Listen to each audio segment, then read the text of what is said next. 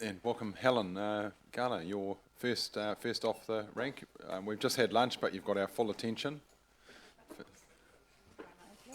Just press the button on the right. The button on the right-hand side, yeah. Great. That one? Yeah. Thank you. Great. Glasses. Thank you. Mayor Andrew, esteemed councillors, CEO David, thank you for allowing me to speak to you today in my capacity as Chief Executive of Business Wanganui, your local Chamber of Commerce. To provide some context to our submission, our membership includes a broad range of organisations, both public and private. They're of varying age, stage and industry. We encompass solopreneurs through to employers of significant culturally diverse workforces.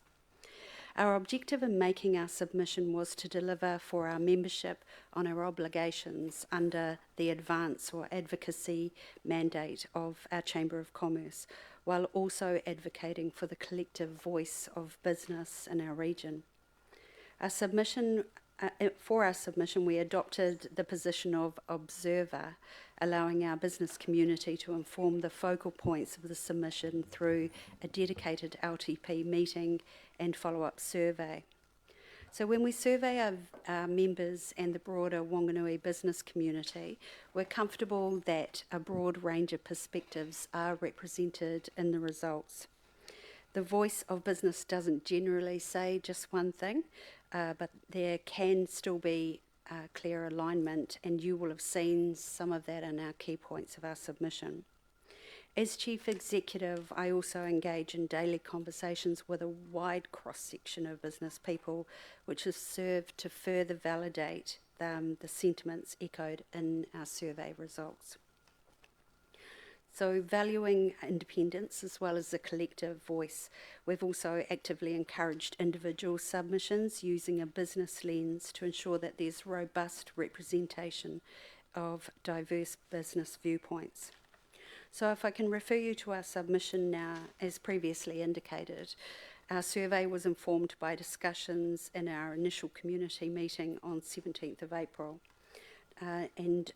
Noting as you look through our survey, which was attached, that we don't exactly follow the council wording of your LTP questionnaire. So just before I move on, I do need to correct an error, which is a typo. And that is that 20% of our membership responded, not 25%, although our comment that about this being an acceptable level of response still stands. So key points of our survey are the concept of the hotel and car park development was supported 100% in our survey. Business very clearly see the value in having both of those in our region. Where business drew the line, though, was on who would fund and undertake the work. So 91.5% of respondents indicated that they want WDC to identify a developer to fund and undertake these projects, regardless of how long it takes.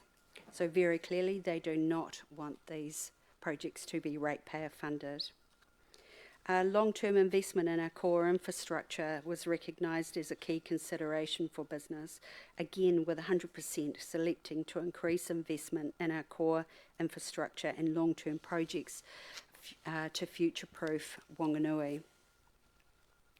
Asset sales were probably our next highest, so 79% supported the sale or rationalisation of council-owned assets that don't contribute to community wellbeing, meet a future development requirement, or provide an acceptable cost-to-benefit ratio. Service cuts discussion was a little bit more interesting and saw more evenly divided results. So there was a stronger preference to keep more services and see higher rates rises at 57.5% than to see more services reduced and closed to achieve a lower rate at 42.5%. Business have different ideas on the way to progress through times of challenge in a softening economy, and this appears to be reflected in the responses to this question. I'd like to close just with a few final comments. Firstly, a comment on public transport, reiterating the opening statement in our submission and recognising that it's not part of your plan, but we are firm in our belief that if effective public transport connections are integral to our ability to attract and retain workers in our region and for our businesses in Whanganui to remain viable and sustainable into the future. Transport connections do contribute positively to various aspects of business operations, and they're known to improve productivity, reduce costs, lower environmental impact, and improve customer access. We should also not underestimate their contribution to growing our visitor market. So strengthening our local and regional connections will contribute positively to this. And last but not least, while we understand that there is a defined process and timing to long-term plans, it's not lost on us that this process is happening before we have a defined vision for Whanganui, and we look forward to participating in its development. Thank you again for allowing me to speak to you today. I welcome any questions you may have. Thank you very much, Helen. It's great to hear some of those real numbers with the survey that you did. I'll go to Councillor Glenda. Thanks, Helen, for that. Can you tell us if, I know this is a membership-based survey, does these results reflect conversations you have in the wider business community with, perhaps other people that aren't members that didn't fill in the survey? I would be as bold as to say exactly. They very clearly conversations, and I do have a lot of them, and a lot of them in confidence, and they very clearly corroborate what we've seen in our survey results. Councillor Josh. Thanks, Helen. Just a question on the survey itself.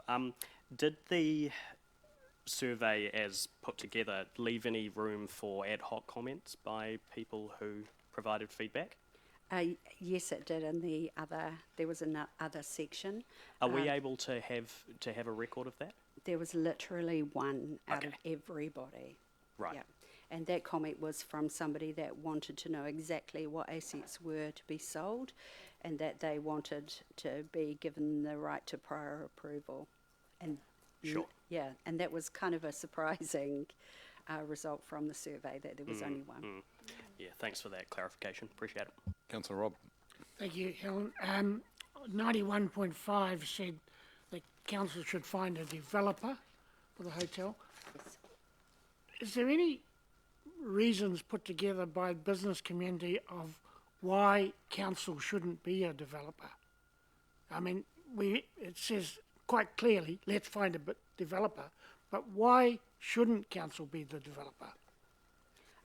From my conversations and meetings, there is a very clear line for business that the business of business is for business, and that council should not be supplanting professional or business providers, developers. Okay, thank you. Yeah.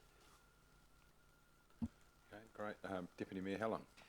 Thank you, Helen. I presume that you have also submitted to Horizon specifically on the transport issue? Yes, we did. Thank you. Yeah. Council currently has a vision. We just want to refresh that or start anew.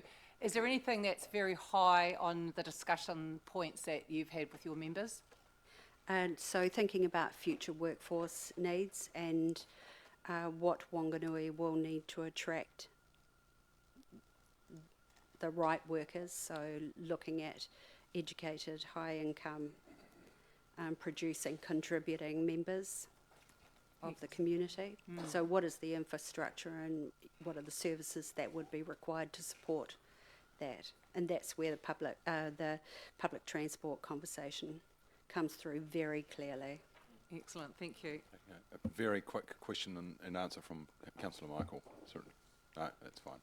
So look, that's all the questions we have time for, Helen. Thank you. So thank you very much for the effort you put into that. Thanks. Yeah. Pleasure. All right. invite Nancy. Welcome, Nancy. Right-hand button. Kia ora, tēnā koutou katoa. Ko Nancy Twaini ahau, he mokopuna ahau o tēnei awa e rere nei. So I'm Nancy Twaini, I'm a mokopuna of this river, and my current role is the kaihautu, or the Chief Executive of Ngā Tangata Tiaki o Wanganui, the Wanganui entity responsible to give life to Te Awa Tupua, the legislation passed in this country in 2017. And I think I'll start there in terms of my submission, and I have to be honest to say I actually filled out the template at the 11th hour. I think it was like something like 11:30 at night on the day that it closed, and that was after a really important meeting that we had at Pongarihu Marae in relation to Te Kōpuka, the strategy setting group. And one of the points that I made at that hui to the mayor was, I think that a measure of success in relation to this council and Te Awa Tupua will be when I open a document, any planning document, but for today, when I open the long-term planning document and I see a clear commitment in that document to the role that this council plays as a community leader in the health and well-being of Te Awa Tupua. And while there is within the long-term plan commitments to marae, which I'll talk to shortly, and to the work at Te Pūaha, there's a bigger role that you have and a bigger part that you play alongside us and all the other people on Te Kōpuka and deciding the future and strategic nature of our relationship as we grow under Te Awa Tupua and its status. And 2 nights ago, I was at the Stormwater Conference in the premiere of Our Blue World. It's going to be a Netflix documentary, and we're in there. This community, the Wanganui River, is in this, and in many other films across the globe, and yet locally we're not that hot. We still can't see ourselves visible without having to come and provide a submission. So I wanted to say we shouldn't have to be a submitter. You should see the intent of the relationship, and that should be really clearly articulated. And while there are dimensions of it, it's not clear, and the commitment's not off the top of your I think list like the City of Designers. And yet it's been here since 10 years this year. We will have celebrated the signing of our deed of settlement. Anyway, so I'll start with that. I wanted to actually celebrate the presentation of Jeff Hipango in relation to the work at Te Ao Marae and his submission the other day. He took up all the time and didn't have time for questions. I would have liked to see what you inquired about, but I'm here to really support the investment in marae as well. And I think that there's a real myth around treaty settlements. And I see some of the comments that have come through in terms of the fact that treaty settlements should have to prop up marae. Treaty settlements are because we've had to address wrongdoing, not because it's a payout for us to try and fix up 160 years of things that we haven't been able to do through that injustice. So I just wanted to say we should not have to have our treaty settlements being committed to fixing up all of those things in isolation. Marae are critical components of communities. Just as Jeff spoke about, for us, they're the Davis Lecture Theatre. Our mātauranga is in our marae, and I am here to support the investment that Council has put in the long-term plan to our marae. They're also economic contributors, and I talk about that in my submission. Every time we have a gathering at the marae, they could be 1 day, but our tangi are 3 day. They are 3 day, and over the term of a tangi, you can invest anything from $1,500. If it's a huge one, it can go up to $8,000 back into goods and services, and that's anything from hiring, food, anything like that is coming through each of those occasions at the marae. So there's no real recognition of the economic contribution that marae have in the makeup of our communities, and I've got that in my submission. And just to say what Jeffrey gave was an example, an everyday example of all the activities that can occur across that space. And lastly, before we go into questions, the other big thing that I wanted to pull out of my submission is asset sales. As a negotiator in the Wanganui River claim, we saw the example of, historically, the Crown transferred assets to councils that then made them become, once removed from the Crown's ability to negotiate the settlement or transfer of those assets. Our submission today is to ensure that any of those assets, whatever they are, that there is an ability to have a conversation with the iwi, whether it's tūpoho, tama upoko, whoever, in relation to first right of refusal, depending on what those assets are, based on the historical nature of that asset. I don't know what they are. I didn't see a list of what they were, but I want to place that here today, that is an issue that is unresolved in terms of some of the assets that are within the council's realm today, and that we still want to address that should those issues of sale of assets come up. So take a breath there for questions. All right, thank you very much, Nancy. My first question is, you talked about our local community not having a great awareness of Te Awa Tupua, the legislation, and what are your thoughts on how we can do that?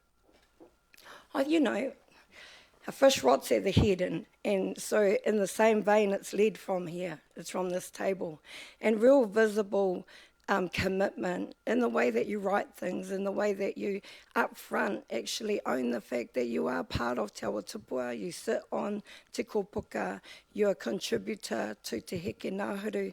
These comms kind of upfront ownership that should go through everything that the council does. We shouldn't have to come and submit to say and see ourselves in it. Okay, sure. Councillor Josh. Kia ora, Nancy, thank you. In your written submission, you talk about the Pākautori Historic Reserve, and you mentioned that if a walkway wasn't to proceed, that you would support funding towards continual development and an enhanced visitor experience on the site. Does Ngā Tangata Tiaki have any position on what that might look like? Oh no, we wouldn't be as bold as to say what that might look like, particularly with Mariana sitting right here. No, but you know, the people absolutely have ambitions, but I absolutely am concerned about the nature of the traffic flow down there, and everybody must. If you go to the Saturday market and you see the population and the transfer of public across that roadway on that day in particular, but on other days, then there's got to be some sort of solution. And whether it was termed Pākautori or not, the actual issue is the ability to move between that space in a safe way. Thank you. Councillor Rob. Thank you, Nancy. As you know, there's a figure in the long-term plan of $500,000 per annum for Marae development for 7 years. How did this come about as a request from iwi? And if it did, what is it intended to be spent on? Oh, look, you know what infrastructure needs are of any of your utilities and buildings that you have as a council. This is the same sort of need that we have across Marae. When we were looking at better off funding and the entities that were named in the list of where that investment was to place, Marae were nowhere to be seen. So there was no recognition that these are facilities within communities that contribute to our well-being as a society, and they have infrastructure needs. And so let's invest in them. And I want to say that we do as well. So we have annual investment into Marae, and I think that we can do this together. And that's kind of the essence of what I was saying in my submission. We invest in them, so do other entities. We can do this together. But this process doesn't kind of ask you to go out and have a look for those parties before you do it. But I'm saying to you today, others invest in it, we can do it together. The costs are just like any other infrastructure though, and it's related to water infrastructure. And, you know, just like what better sooner or local decisions made better is going to have to contend with. You've got the expertise and the skills across council to have a look across all those systems more than we do. And it's kind of like, it could be money, it could be skills, but you've got to invest in them and see the importance of them. Okay, thank Kia you. ora. Good timing, Nancy. Great, Ngā 10 mihi nui. seconds. Kia ora. Yeah, kia ora. Tēnā koutou.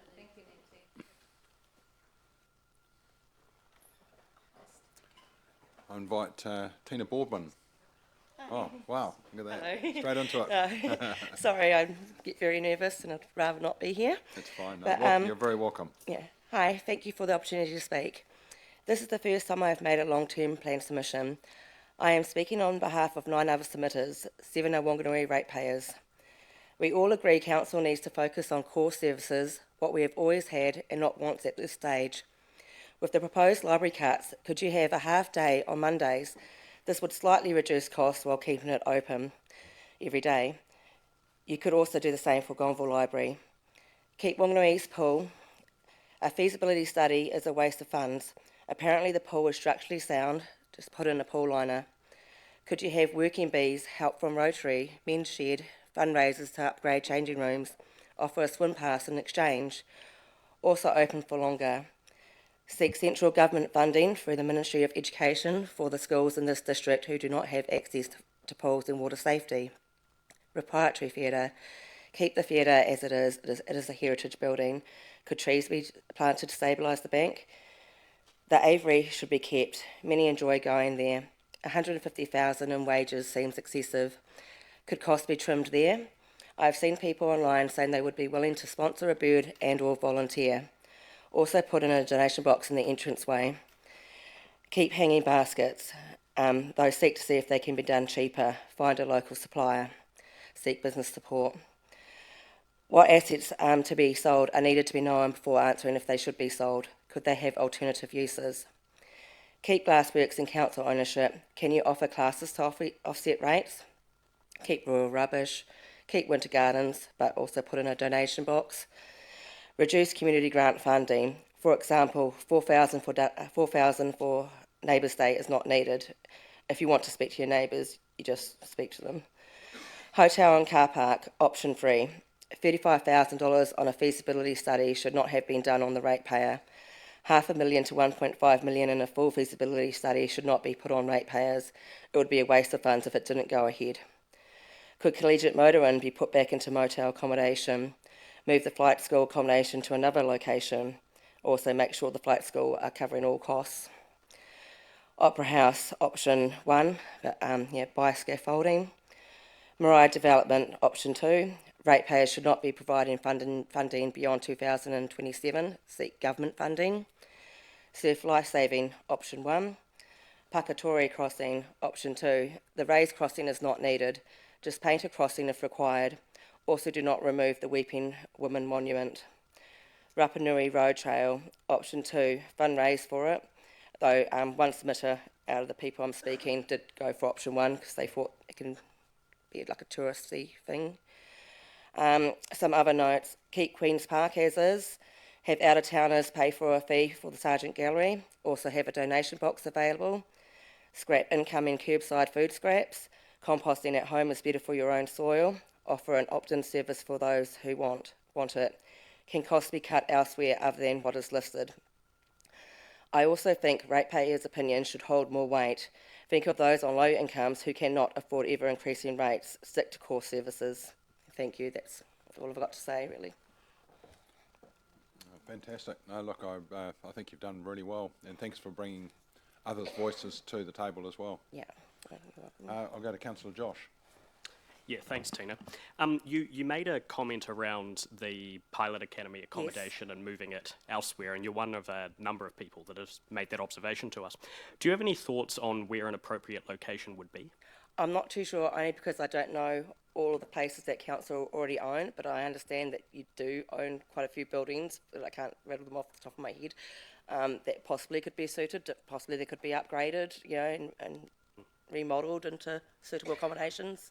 And would you support spending ratepayer money on a fit-out of an alternative location for that purpose? Not, well, you'd have to really be, in the long run, be making money, because at the moment you've only got 60 odd people, whatever, and so in the flight school, and so obviously then ratepayers must be funding that. I don't know the figures on that, but I know that you've did a deal where you'll have 100%, 100 people, and that will apparently then see a profit. What that profit is, I don't know if it's $1. I don't know if it's how much it will offset rates. But that's something I would like to know if you Yeah, sure. know it offhand. Yeah, no, thank you. Yeah. Councillor Robb. Yeah, thank you. You had mentioned that out-of-town visitors should pay an entry fee to the Sargent Gallery. Yes. What do you think would be an appropriate level of fee? I'm not really sure, but I don't think it needs to be much, like $5 or $10, which is it's minimal. And I'm sure if people say that people from out of town apparently want to come to this gallery, I don't think the ratepayer should be funding it's everything, you know. And if you put in a little fee, then surely that will help with costs. And also a donation box, because that's some people like to, you know, give anyway. There are no further questions, Tina, so I just want to say thank you very much and pass on our thanks to your fellow submitters. Yeah, thank you. I'm only here because some of those people, they normally wouldn't even do submissions, and like my elderly neighbour didn't even know it was happening. Not to do it, it doesn't do online stuff, so yeah. Just brilliant. Think of those people, please. Well, hopefully we'll see you again. Yeah, probably. You will in 3 years' time, probably. Right, thank you. All right. Okay. I'm not sure whether we have Anthony. Oh, here he is, just in time again. Yeah. You're first up. Fantastic. Oh, tēnā koutou, everyone. Thank you for having me and congratulations on this long-term plan.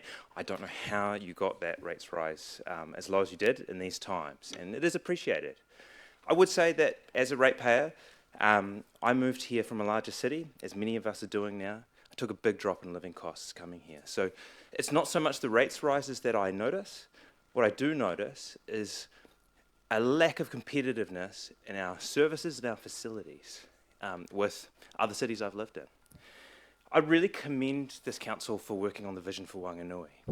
I'm a bit of a student of project management, and in project management, the most important question you can ask is why, and really interrogate that question before you do things like demolish or build something new. And I'd think that if we were able to do that vision work before this process, which of course we aren't, absolutely keeping rates down would be a big why. But also another big why would be keeping competitiveness with our neighbouring cities like New Plymouth and Palmerston North. And that includes things like library hours, includes things like pools. New Plymouth has 4 outdoor pools open every summer, as well as a year-round aquatic centre. Of course, the question is, how do you keep rates down and keep competitive with your services? Well, there is an answer, and you've touched on it in this LTP, and I completely agree with you. The answer is to go for growth. Go for growth in people, and I think we're consistently underestimated by Stats NZ, and the census is going to be interesting. I think we can go higher. But also, let's go for growth in our economy. A way that I think we can go for growth in our economy is to do it with the same resources we already have by being open more hours of the week. I told my friends when I moved here I was very charmed by Wanganui. I loved how it was a town that was open like a French town, 4 days a week and then 3 days of religious holiday. But we can do more in this city. Another thing that we'd look at in a vision process is, what are our strengths? What can we leverage? We are an internationally recognised city for the design assets we have. What are those design assets physically? They're buildings, they're a CBD, both of which can be used a lot more than they're being used right now. You only have to look at bus timetables from the 1960s to see that people were moving around Wanganui at 10 p.m. at night on buses and the Jerry Hill elevator 7 days a week. We can do more with the same asset base. Another one of our design assets is our great city layout. So, in my opinion, we have one of the best city layouts in the country for a great multimodal transport system where you can get around quickly and efficiently, whether you're on a bike, on a bus, or in your car. Now, of course, I've argued before, Horizons hasn't always seen the potential in that. So today, I come with news. Yesterday, Horizons voted to give us a great new public transport network for Wanganui and to create a network of regional services which can connect us to places like Wellington and Palmerston North. Now, If done well, I believe this could be the biggest improvement to our transport network since 1991, but there are some things we need to do to leverage that opportunity. One quick one is to make sure that we get the other half of the funding from NZTA. And so I'd really encourage you to now use the city deals process to argue the case for the other half of that funding. The other thing is spatial planning. I know we're about due for a spatial plan and the timing's perfect. I would really encourage you to make the most of the Horizons team, to make the most of me, get us in those workshops, and let's work together on a spatial plan and a public transport network that means we can get more people, more economic activity, and more revenue with the same base of infrastructure and roading. Another thing, and a quick note on that, the perfect city from a public transport and infrastructure point of view, in terms of using the least infrastructure, is a long line. The most expensive city is a set of growing concentric circles, ever outwards. Now, Wanganui is essentially one line from Aramoa to Castlecliff, a couple of smaller lines, Wanganui East, St John's Hill, and then a contained circle from Carlton Ave to Son Parade. Now, the best thing we can do financially and fiscally is to grow population on those lines and in that centre area, particularly the city centre residential area where we're walking distance to the city, and that all flows into economic activity. The other way that we could potentially damage it, and so I would say, and I would note that I've got two, don't I? Yeah, you've got another, Okay, you've got another session after this. Great. Yeah. So I'll combine them both into one. So there are cheap ways to do greenfields, and we can tell you about that from a public transport perspective. But the most expensive thing you could do is to start building another concentric circle.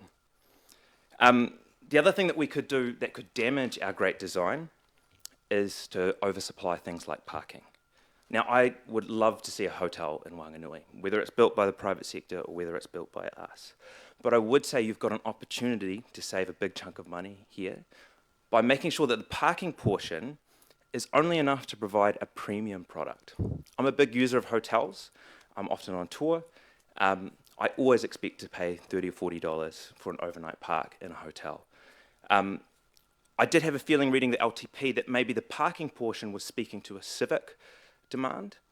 I would note that we do actually have a good supply of parking compared to our neighbours. So Wellington has a park in the CBD for every 38 residents, and that's just taking in its 200,000 in the city area. We have a park for every 28 residents. In Wellington, 60% of those parks are metered. In our city, only 30% are metered. So getting to my parking submission, I really support the work that's gone on around metering and around parking charges, because really we need revenue streams to address these really rising costs from roads, which are coming because we've seen such a growth in car use in the last 30 years. We need to be able to make sure those cars are paying their way.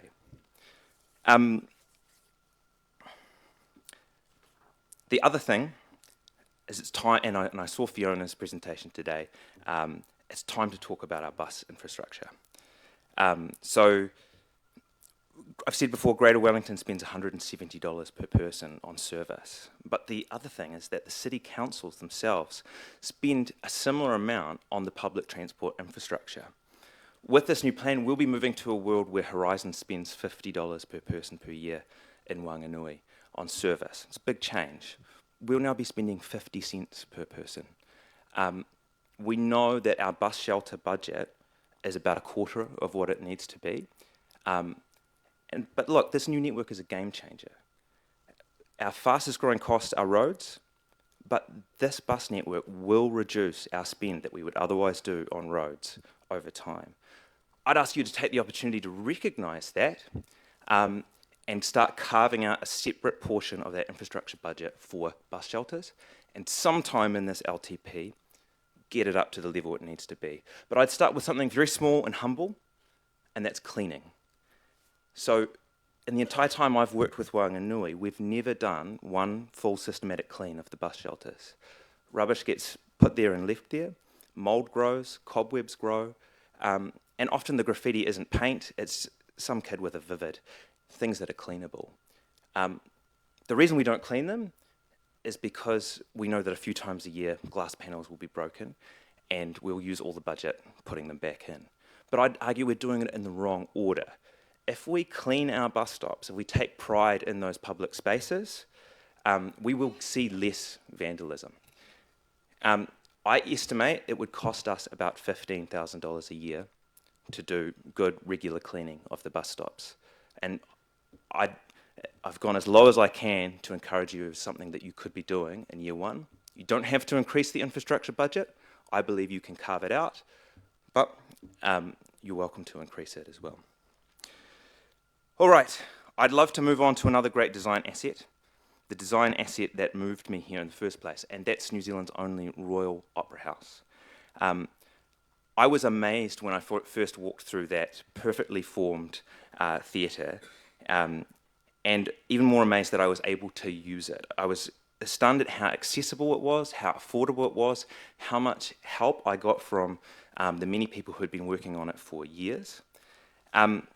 And I was amazed at how many gigs it had in a broad range, from community theatre, opera and dance, to Bill Bailey selling the thing out, to people of my region of the music industry, which is national touring acts who might be able to afford to charge $40. We can't afford to charge $100.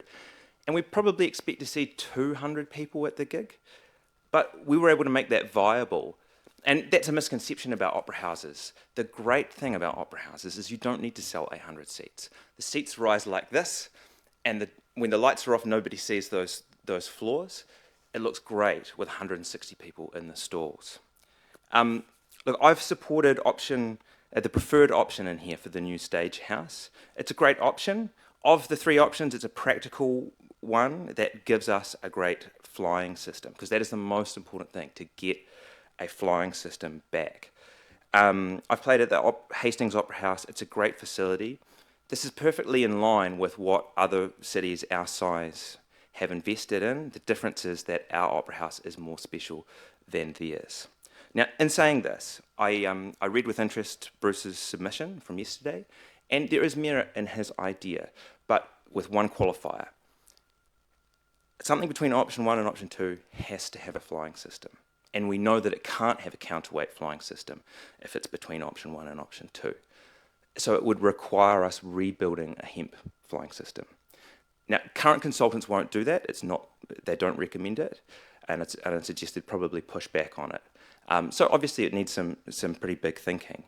It is possible, and there are good modern hemp flying systems. The advantage is they're more flexible, so that we can retain that stage size that we have without changing the stage house. I would suggest, though, there's no way of costing this right now. I would suggest let's go with that preferred option, but maybe look to review next year whether the hemp option is an option. But I also want to talk about the operation. So I've seen a lot of city venues companies working over the last 10 years, and something has changed. In my view, Wellington and Dunedin venues companies have made a big mistake in moving to what I call a low supply, high cost, high-rich model. Now, what that means is you look at what your wealthiest hirers can do, and that's your touring productions like Mamma Mia, your tribute bands, and your international comedians, and you say, well, that is the going rate. What happens is you end up with very few gigs at your opera house. You go down to the Wellington Opera House, I always make a point of doing it, you might only see 2 or 3 posters for that month, and they're all things like Mamma Mia, Bee Gees tribute band, Queen tribute band. Now, the alternative, one that I actually believe brings in more income, but also gives more community value, is a high supply, flexible cost model. So we have a lowest tier cost for community events. We have a middle tier for national touring acts. Like myself, like my peers, who can charge $50 at the Opera House. We might get 200 to 300 people, but we're nowhere near the scale of Bill Bailey, who can come here and charge $100 and fill the thing out. Let's have 3 tiers and actually get as much activity in there as we can. Look, and I think we can build some really good trust with the community. I'm sure you've heard from some great people like Donald Trott, Fergus Reid. My sound engineer has just moved to Wanganui. I finally convinced another one. he was the head of lighting at Auckland Live for the last decade. He's given me some advice about this rigging system. There are people in Wanganui that can really work on this problem for you. Let's sit around a table next year and work it out. Let's talk about what a great technical model would be. Let's talk about what a great operating model would be. Just lastly, and I'll try to leave 5 questions. Look, as I say, I think our advantage in Wanganui, what we can leverage, it's our design assets. It's the things we've inherited from the past. We know from a project management point of view that 90% of projects go over time and over budget. It's a terrible time to build new things. It's hard. It doesn't mean we shouldn't do it, but it's a hard time. But what I think is incredibly valuable is making the most of the assets we already have. And I do think that the Wanganui East Pool is one of those. It's a beautiful building. I swam in the Featherston Pool this summer. It was free, and I noted that South Wairarapa District Council, with 11,000 residents, has 3 outdoor pools, even though they're close to the Masterton Pool. And I mean, lastly, I live in Gonville. I'm very close to the Gonville swimming baths, and that was decommissioned in the early 2000s. The idea was that the new owner would demolish it, but unfortunately for the council, Ross Mitchell-Wanian bought it and left it as a bit of a monument to divestment in a community. And talking to my community who were there before the pool closed, the loss of those children on the street in summer, the loss of civic pride, the feeling that we had been divested in, was really hurtful. And I think I wouldn't want to see the same for Wanganui East. So thank you again for your work. I think you've done great work. And I encourage you to really think about that vision as you go into the final deliberations. Kia ora. Kia ora, thank you, Anthony. And we thank you for your great work as well. And congratulations on the triumph yesterday in the boat. And I got your text just before you came in, so I didn't reply, but well done. Look, a few questions. There's a lot to cover off there, so I'll go to Councillor Charlotte. Thank you. Thanks, Tono. Hey, so yeah, you're right. There has been a few submitters talking about the need to retain venues as community accessible spaces. Can you talk at all about the comparison with other towns, similar venues like opera houses, in terms of cost and accessibility? Yeah. Outside of your Wellington. Yeah, absolutely. Look, unfortunately, it's not a good scene out there at the moment. I'll give you the example of Dunedin. So, and this is where I think where Dunedin's chosen the wrong model. They've gone similar to Wellington. I wanted to look at hiring the Glenroy, about similar capacity to the Opera House. To do that, I have to pay just a one-off dry hire of $3,000 community rate. But they've also, as they've gotten more big production shows, which tend to bring in their own production, what tends to happen is you end up with the team removing the PA, and so I would then have to spend $5,000 to $7,000 on putting the PA in there. The alternative, though, in Dunedin is the Mosgiel Coronation Hall, and this is where we ended up playing last time. And it's 300 seats. It's owned by the DCC, but they have farmed off the management of it to a community group, kind of like what Wanganui was doing when I arrived here. So I was able to hire in a PA for a reasonable cost and pay a hall hire that was in the hundreds. Look, I'd argue the best model to look at is actually where we were a few years ago in Wanganui. It was working really well. The mistakes or the weaknesses were probably that we were dependent on a lot of volunteer labour that wasn't being replaced. We can work on that. The other thing is we probably weren't charging enough to the Bill Baileys, and they were getting a real bargain on venue hire. Thank you. Councillor Rob. Thank you, Anthony. Talking about the improved services, you talk about improved services, I talk about cost of those services per ratepayer. And $95 last year, $132 this year with an improved service, going to $332 in 3 years' time. That's what the improved services were down at the cost. What is your opinion of the tolerance of the public to contributing that level of subsidy to public transport? Yeah, Oh, to public transport? Yeah. I think really good. We got a really good amount of written submissions supporting option one. I just point out, in project management, you always benchmark yourself against other regions. It's always the best way to do things. And right now, per ratepayer, we're spending less than half the amount that a ratepayer in Palmerston North is on public transport. This won't move us above that. This will just bring us in line to Palmerston North. It'll still not bring us in line to what a ratepayer pays in Wellington. So I always say, let's see how much a ratepayer pays in another region, and get the average of those, and that might give us a good point. But I really enjoyed your submission to Horizons, and I thought it was strong. And I totally take your point, we need to look at cost. We can look at that through the midterm network review next year and absolutely find the right size. But the worst thing I thought could have happened is that we didn't put in the submission to Waka Kotahi at all, and we don't get that opportunity to do the process. Thank you, Anthony. Very quick question from Councillor Yeah, Michael. very quick and put on the spot. We spoke about free public transport with only 7% of the cost being user pays. What are your thoughts on that, removing the fees? I think Belgium went to free, Luxembourg went to free public transport. They did it as the last piece in a 20-year cycle of making public transport so well used that it was like water. At this point in New Zealand, I think we need to get to that level of public transport use before we go free. Because every little bit of money that does come in from fares helps, and politically, it's really, really hard to argue with my counterparts at Horizons that they should spend more on something that's free. Wonderful. Thank you very much, Anthony. That was very well done, and appreciate all of your efforts. Yeah, thank you. Thank you.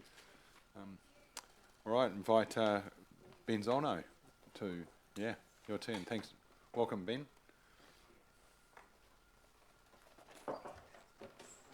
Just need to press the right hand.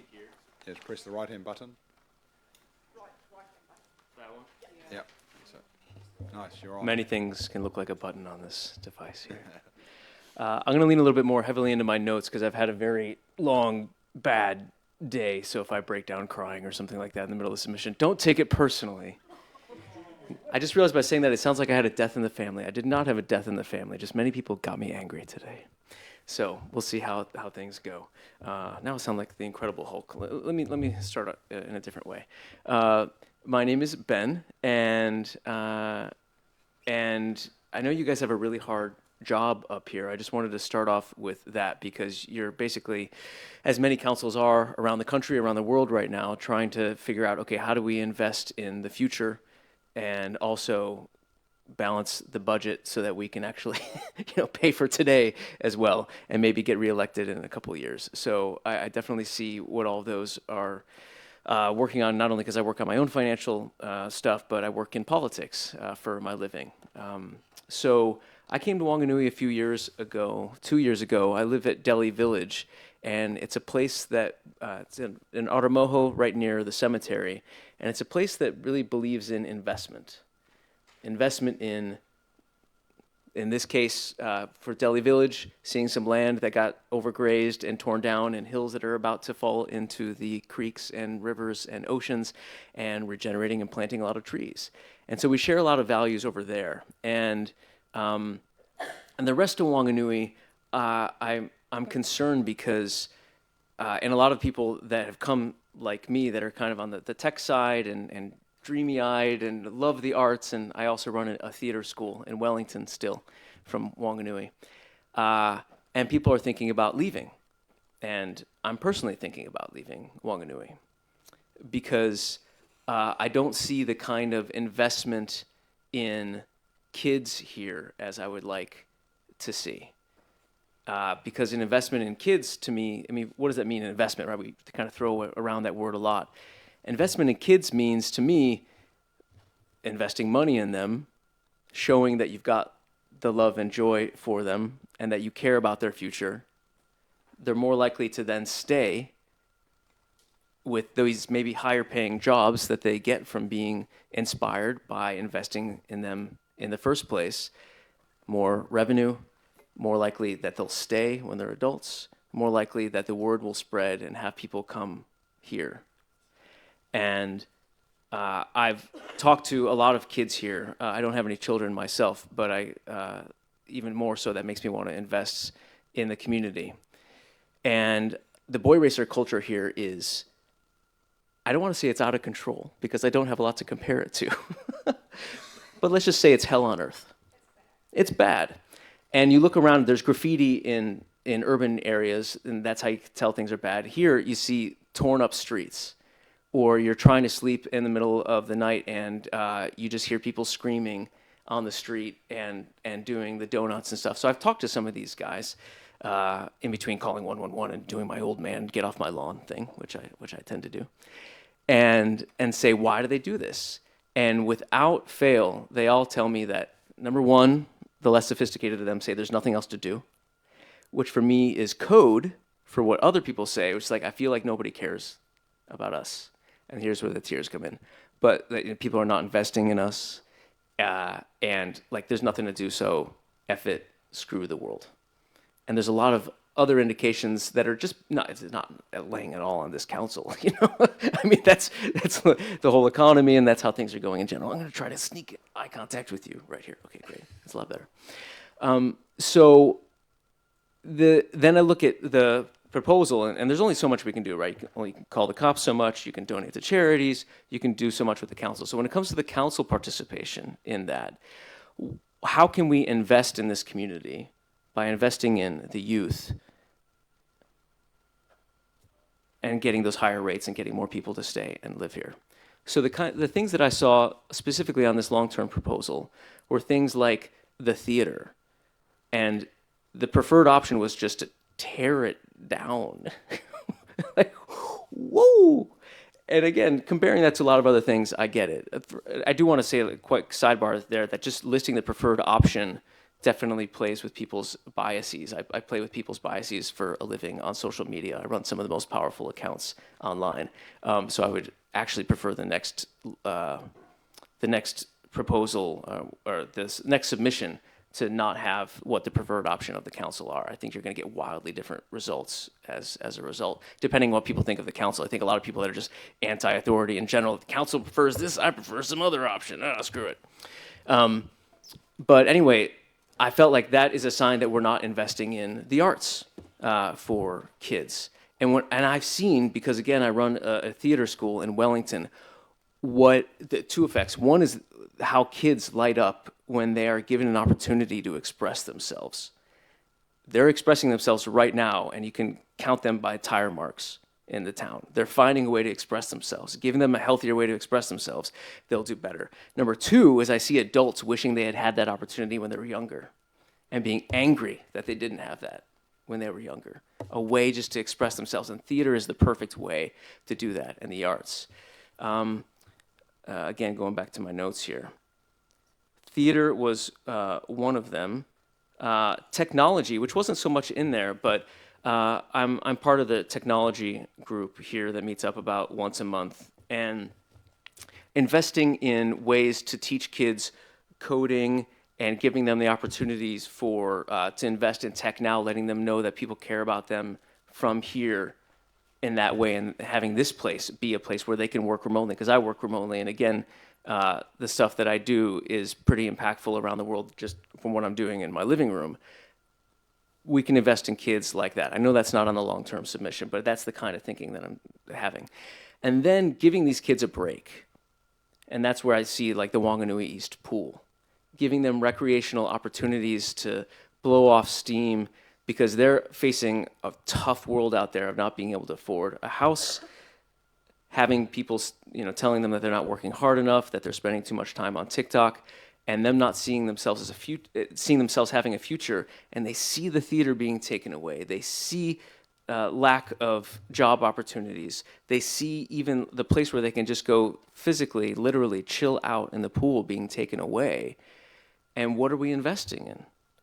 We're keeping the lights on right now for the people to have a few years in government. And I totally get what that is, what that's about. And I also totally understand that I'm in a position where I can afford the 2.75 cents a day that I calculated it would take to keep that theater open. I totally get that. If there's a way that council rates can somehow be attached to something other than property income, I know that's a conversation to have with central government and a much larger conversation. But I think I had a conversation with several council members here about that, how it's putting you guys in a very tough position. I'm a long-term thinker, so I would think about those long-term things. And that's what I'm thinking about when I think, all right, how do you stop this boy racer problem besides getting their cars impounded? What's a longer-term solution? So that's what was behind my submission when I clicked all those various boxes. And now I'm open to any kind of questions you might have for someone like me. Thank you very much, Ben, and for all that you do in Wanganui, and hopefully your day gets better from here. I'll go to Deputy Mayor Helen for a first question. Thanks, Ben. Really appreciate it. You've got the theatre group in Wellington. You don't utilise the repertory here for teaching children theatre? I was slotted to start doing that in February of next year. Okay. Yeah. That's great. And the technology group that you are in, is that actively doing anything at the moment? I mean, what do you do when you meet, and what's that all about? I would ask this counselor here, who's a member of that group as well, and over there, yes, sorry. Okay, so he's going to tell me later. Yes, exactly. I am someone who shows up, eats a lot of salami, cheese, and crackers, and says, go, go, go, and I give my membership dues, and I'm happy, I raise my hand, I'm happy to support however and whatever is being done, so I'll continue to do that. Okay, thank you very much. Thank you. Thanks, Ben. Mm-hmm. Councillor Josh. Okay, thanks very much. Yeah, thank you. I'm the young councillor who's non-techie, unlike Michael. Okay. My question really picks up on Helen's one, though, around technology. I mean, you're really putting forward a social cohesion argument to us, and you've talked about the things in our plan that you think we should be investing in, that we're proposing at this stage to pull out of. Is there anything, in terms of new spending or new solutions that you might have, can you think of anything where if you could wave a magic wand and invest in, where would that be? Where are the gaps? Well, I mentioned the technology for kids so far. I had to if I can have about 10 seconds here to think on that and then admit after those 10 seconds that I got nothing, I will. But if I have something after 10 seconds, I'll let you know. Maslow's hierarchy of needs is the bottom is making sure people have food, shelter, and then above that, stuff, and then at the top is self-actualization in the arts and things like that. I'm on the board of Chi Hub, and that's as an organization. Everyone familiar with Chi Hubs? Yeah, and that's a meeting that starts in 3 minutes. But they gave me permission to be away for a few minutes. So I think people aren't thinking about anything else unless they're eating, drinking, and have a roof over their head. And it doesn't even necessarily need to be a warm roof, mold-free, apparently. But that's a great place to invest in as well. So if council can work on housing overall and hope for housing, I think that's any place that they can invest in that way would be great. That's a very general statement. That's not a specific plan, but I would go with that Maslow's hierarchy of needs approach. Cool, thank you. Councillor Rob. Thank you, Ben. You challenged us on providing for the future of youth.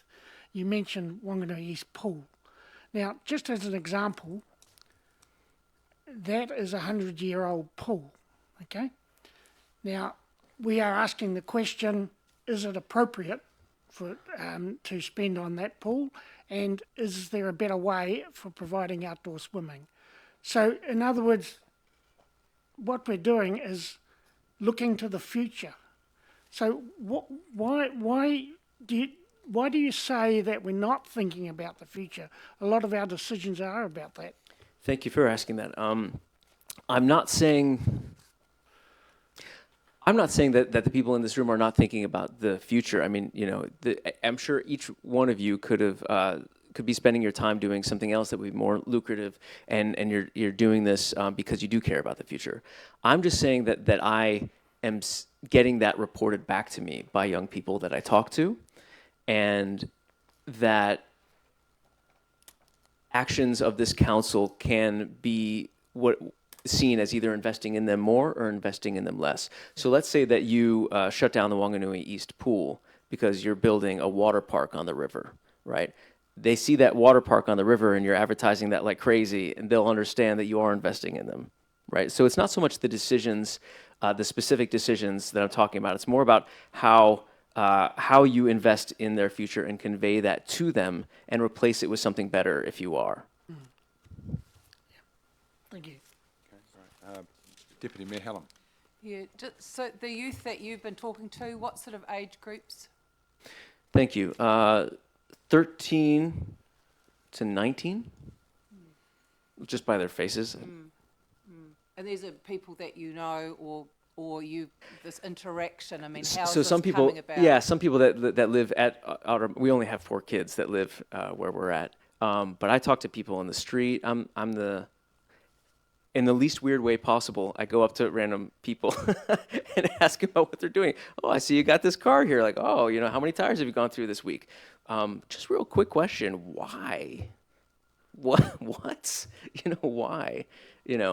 And they can be very friendly and feel like if someone is actually interested, and then they won't stop blabbing.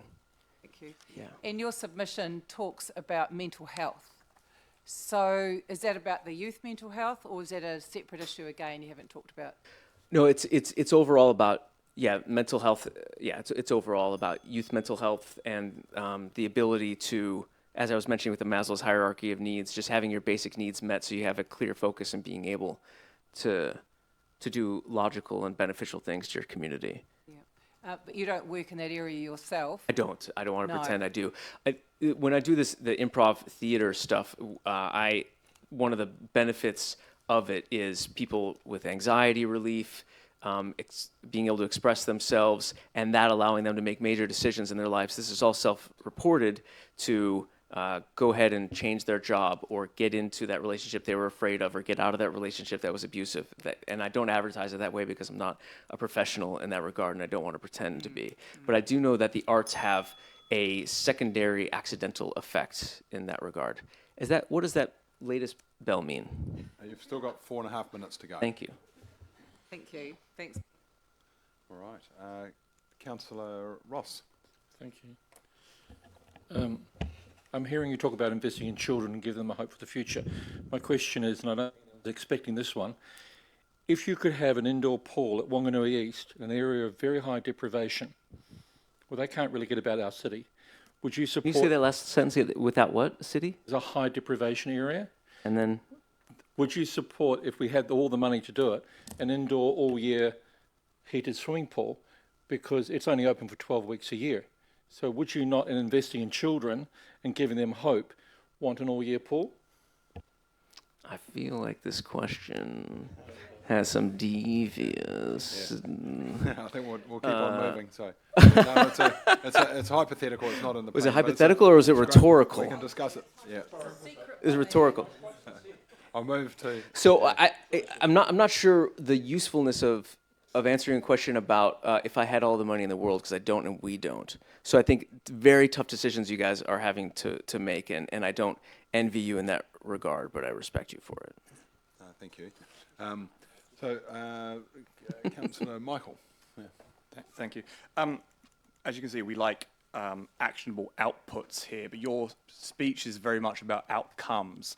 So from a holistic approach for the rangatahi, you're saying that we are removing things that give them that steps to self-actualization.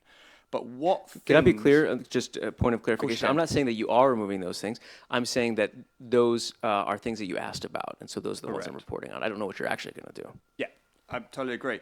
So with regards to those outcomes, how would you articulate rangatahi outcomes from 13 to 18 that allows them to go towards self-actualization?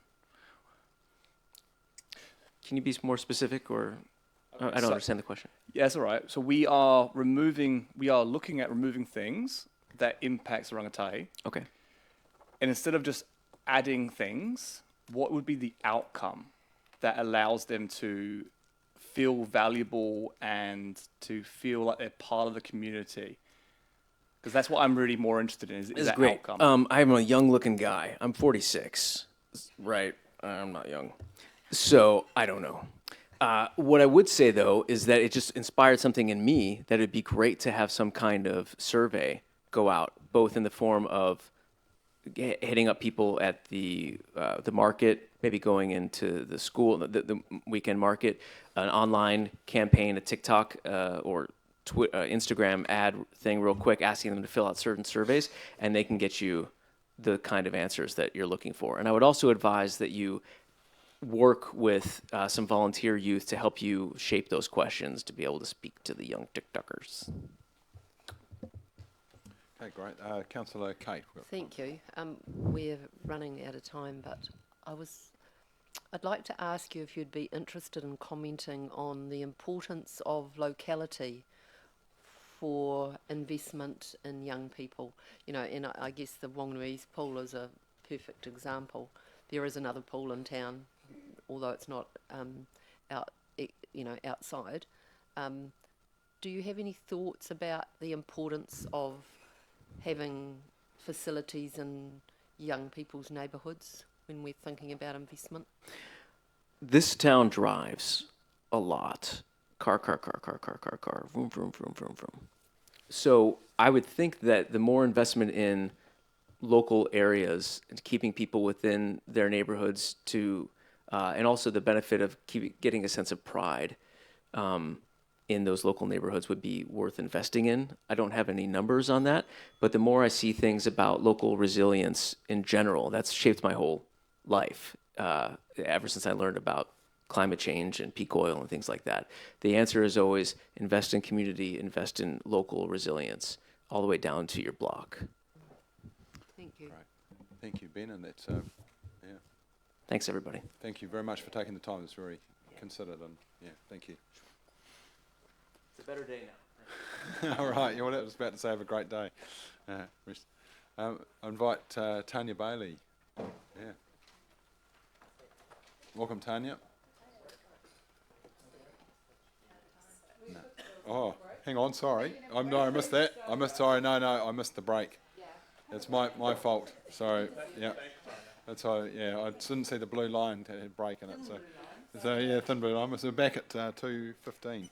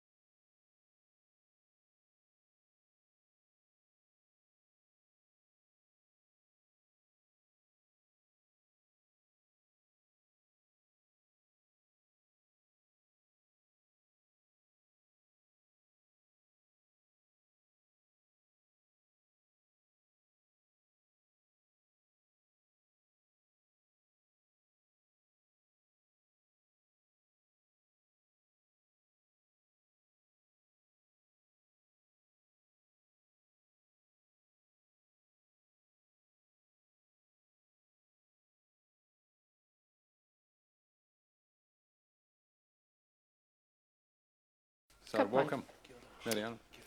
Mauri ora ki te ware, ki te koro matua, te kai autu o tēnei waka, ko Anaru, tēnā koe, me koe hoki, David, wherever you are, me nā kai hoi katoa o tēnei waka, tēnā koutou katoa.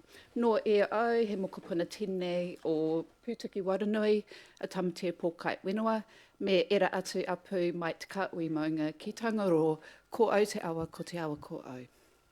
Ko Tania Bailey, tōku ingoa, nō reira tēnā tātou katoa. Good afternoon, everyone. My name is Tania Bailey. I'm here to speak on behalf of my cousins, Kānoi Cooper and Pirapi Huala, who both send their apologies because they're overseas at the moment. Also as part of Pūtiki Emergency Response Group and Pūtiki Community.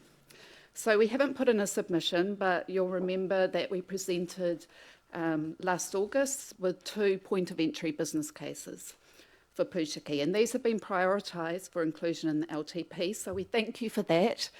And I guess I'm here today to try and convince you to get them across the line for us, please. So briefly, the background was that Pūtiki was nominated as a case study for a community at risk due to repeated flooding events and climate change. So Deep South Massey University came on board last year and started some research with us. We know that Pūtiki is vulnerable to flooding from 3 sources, the Ngātarua, the Awarua catchments, and also the Awa. So this is exacerbated by infrastructure that is seriously no longer fit for purpose. I'm not sure if it can deal with much more than 20 mils of rain, and some neglect, or quite a lot of neglect, of Pūtiki over the years by council and exclusion from the LTP. So our first community hui with Deep South Massey team was May last year. There'd just been a flooding event that weekend, so the hall was packed and emotions were high. It was out of this hui that Pūtiki Emergency Response Group was formed, and that was out of the concern for our kaumātua and community who are anxious and just living in fear of the next raining event. So this is a community-led initiative that seeks to build preparedness and resilience. An Apu working group was also formed to address the bigger, longer-term issues. So to summarise, there's 2 issues here, 2 business cases, but like our river, they cannot be separated or divided up. So the first one is improving the emergency preparedness in Pūtiki, which is a short term, and that's what Pūtiki Emergency Response Group is concerned with. We're not wanting to compete or replace existing civil defence services, but this is a community determining what their needs are and looking to refresh those plans and complement and support the current Civil Defence Emergency Management Plan, ATEM. So this, the second one is building adaptation and resilience to climate risks, which is a medium to long-term game really, and this involves a much wider collaborative approach between Pūtiki Apu Working Group, Council and other agencies, and a commitment to work together to develop a plan to reduce climate risk exposure for Pūtiki under the values of Tupua Te Kawa. Oops. So, for us at Pūtiki, Pūtiki is a very special place. You know, we're all brought up there. Generations of our tupuna lay in our urupa. We carry their names, their faces, and we continue to speak the same kōrero that they started.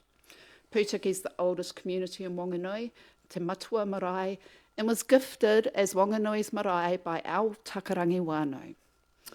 I also want to touch on the word marae because there's a lot of discourse going on out there about what is a marae. And I know others have raised this. I mean, when we grew up, we didn't call it a marae. It was called the pā, you know. So that's the changing in the discourse that we see. So our pā has always been and will always be an essential component of our community. And this includes our kohanga reo, our marae, our pātaka, our kura kaupapa Māori, our kaumātua flats, our Pūtiki vestry and our beautiful church, our urupa and also our wāhi tapu. So to view marae as a separate entity, that's not a Māori worldview, and this is actually part of the paradigm shift that Te Heki Ngā Uru invites of you to explore. Cultural well-being is social and economic, and that's what our marae or our pā provide, and they are community spaces. I'm sure you're all aware of Te Hiki Ngā Uru strategy, and that has just been ratified. I notice that's not included in the LTP, the socialisation or implementation of the strategy, and I think it needs some looking at. So we're all getting our heads around this operationalisation, a paradigm shift. But this involves a commitment that places the well-being of the awa at the centre of everything we do. Hapuat Place is included in any decision making, and instead of just taking, we're required to give back. The paradigm shift requires viewing the awa from a Māori lens that places the awa as our source of physical and spiritual well-being. And I think that paradigm shift actually requires an acknowledgement that there's more than one worldview as well. So as you know, we want you to actually internalise that, you know, the awa is our source of spiritual and physical well-being.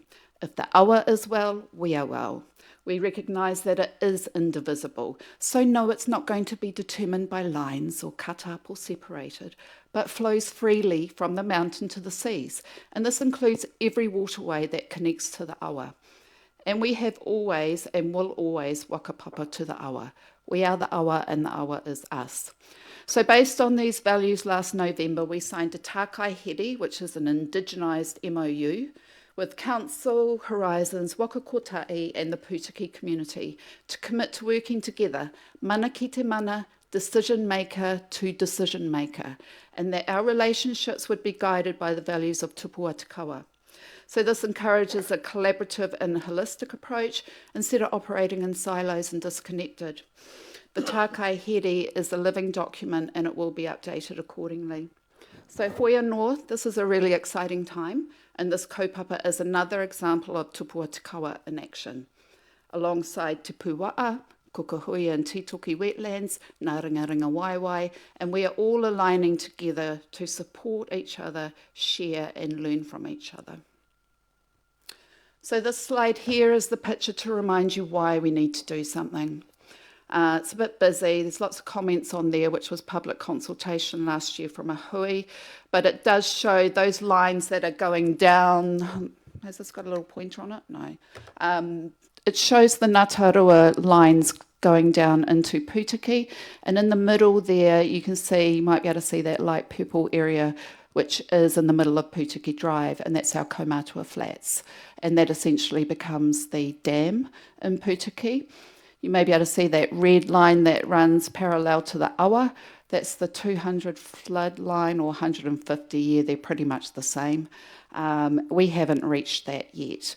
And just beyond that line on the other side, we have our parish hall in Pūtiki, which we have designated as a temporary safe place at the moment. Now, if the awa, both the awa and those Ngātaurua and Awarua are in flood, then we can expect that State Highway 3 and State Highway 4 will be cut off.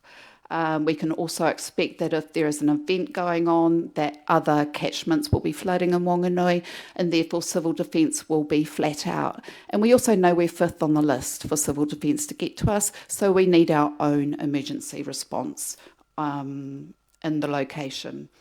And also probably important to mention that most of the flooding that we're having is coming from the catchments, from the Awarua and the Ngātaurua.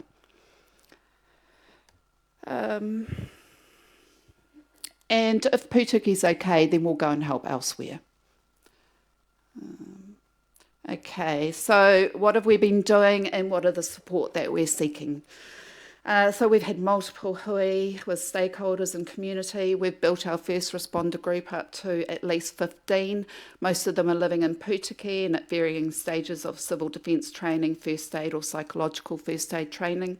And actually we've done all of this without funding to date, and just been reliant on our own relationships within the community and the charm of our cousin Kānui, who managed to get things like bouncy castles and kai from placemakers, Graham and Helena, 88 Putiki, for giving great coffee and providing resources, the Pella Mountains, and of course Civil Defence and Tim for giving us a lot of resourcing with training. But we are needing to build emergency resources, so we need PPE gear for our first responders.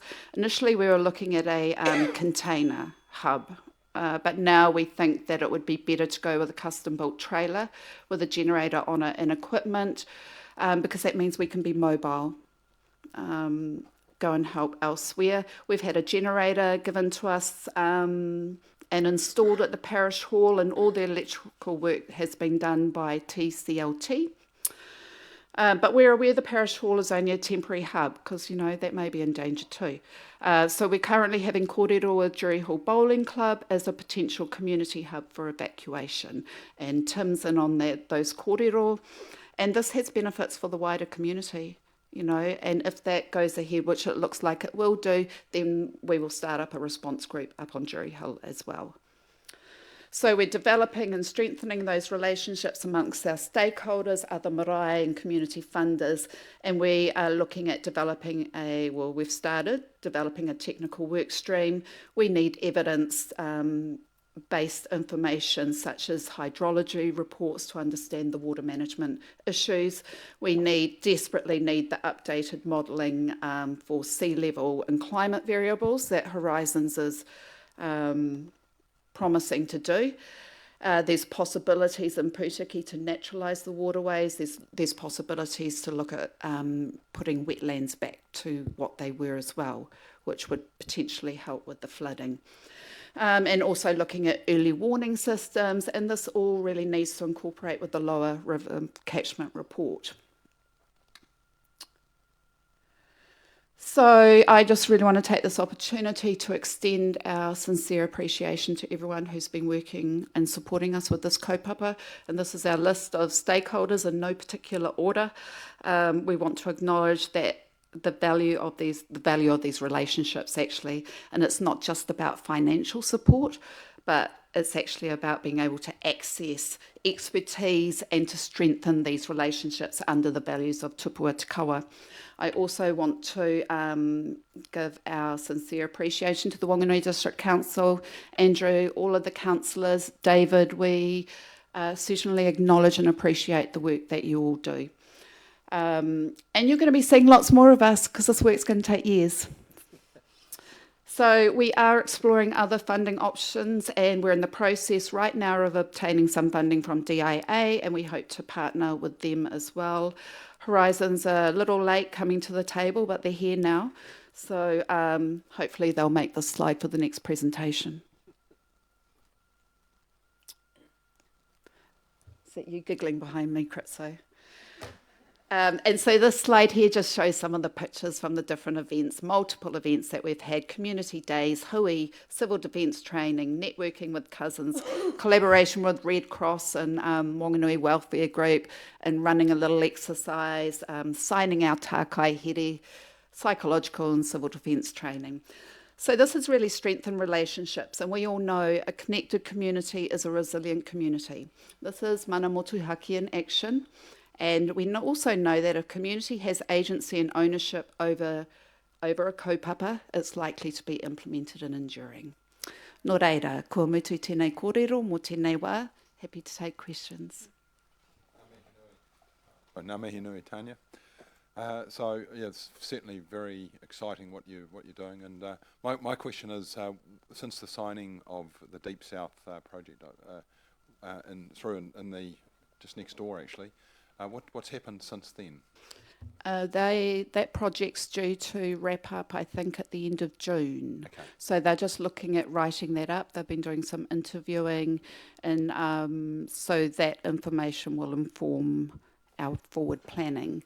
We're doing some work with Craig Pocock as well, which is looking at a 30-year plan. So it's just really about getting all that information together, because this is what's happened in the past. You know, we've been operating in silos. Yeah. Okay. And there's a lot of work to do in Putiki. Sure. Okay, I'll go to Deputy Mayor Helen. Oh, Charlotte was Charlotte, Charlotte, yeah. That's okay. So is this a model that is being or could be implemented with other maraes and Yes. tapu groups? Yes, definitely. Actually, Deep South says Pūtiki is an exemplary case, and we're going to be presenting at different things. So Yeah. is there a lot of a lot of communication and connection throughout hapu within the region? Oh yes, because we've all been doing our civil defence training together, and we've got some Kongaroa living in Pūtiki, which is a bit of a bonus for us. They may not be able to get out there, but yes, we have been. We've been down to Whangai Marae. We are working with TLC. Awesome. Yeah. Ka pai, and just incredible work. So thank you so much for everything that you've done so far, and will continue to do. Ngā mihi nui. Deputy Mayor Helen.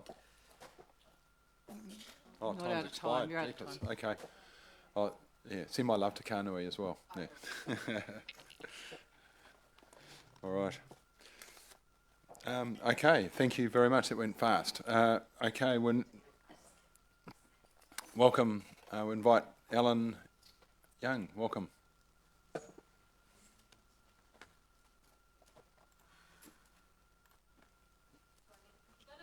Yeah, right hand button.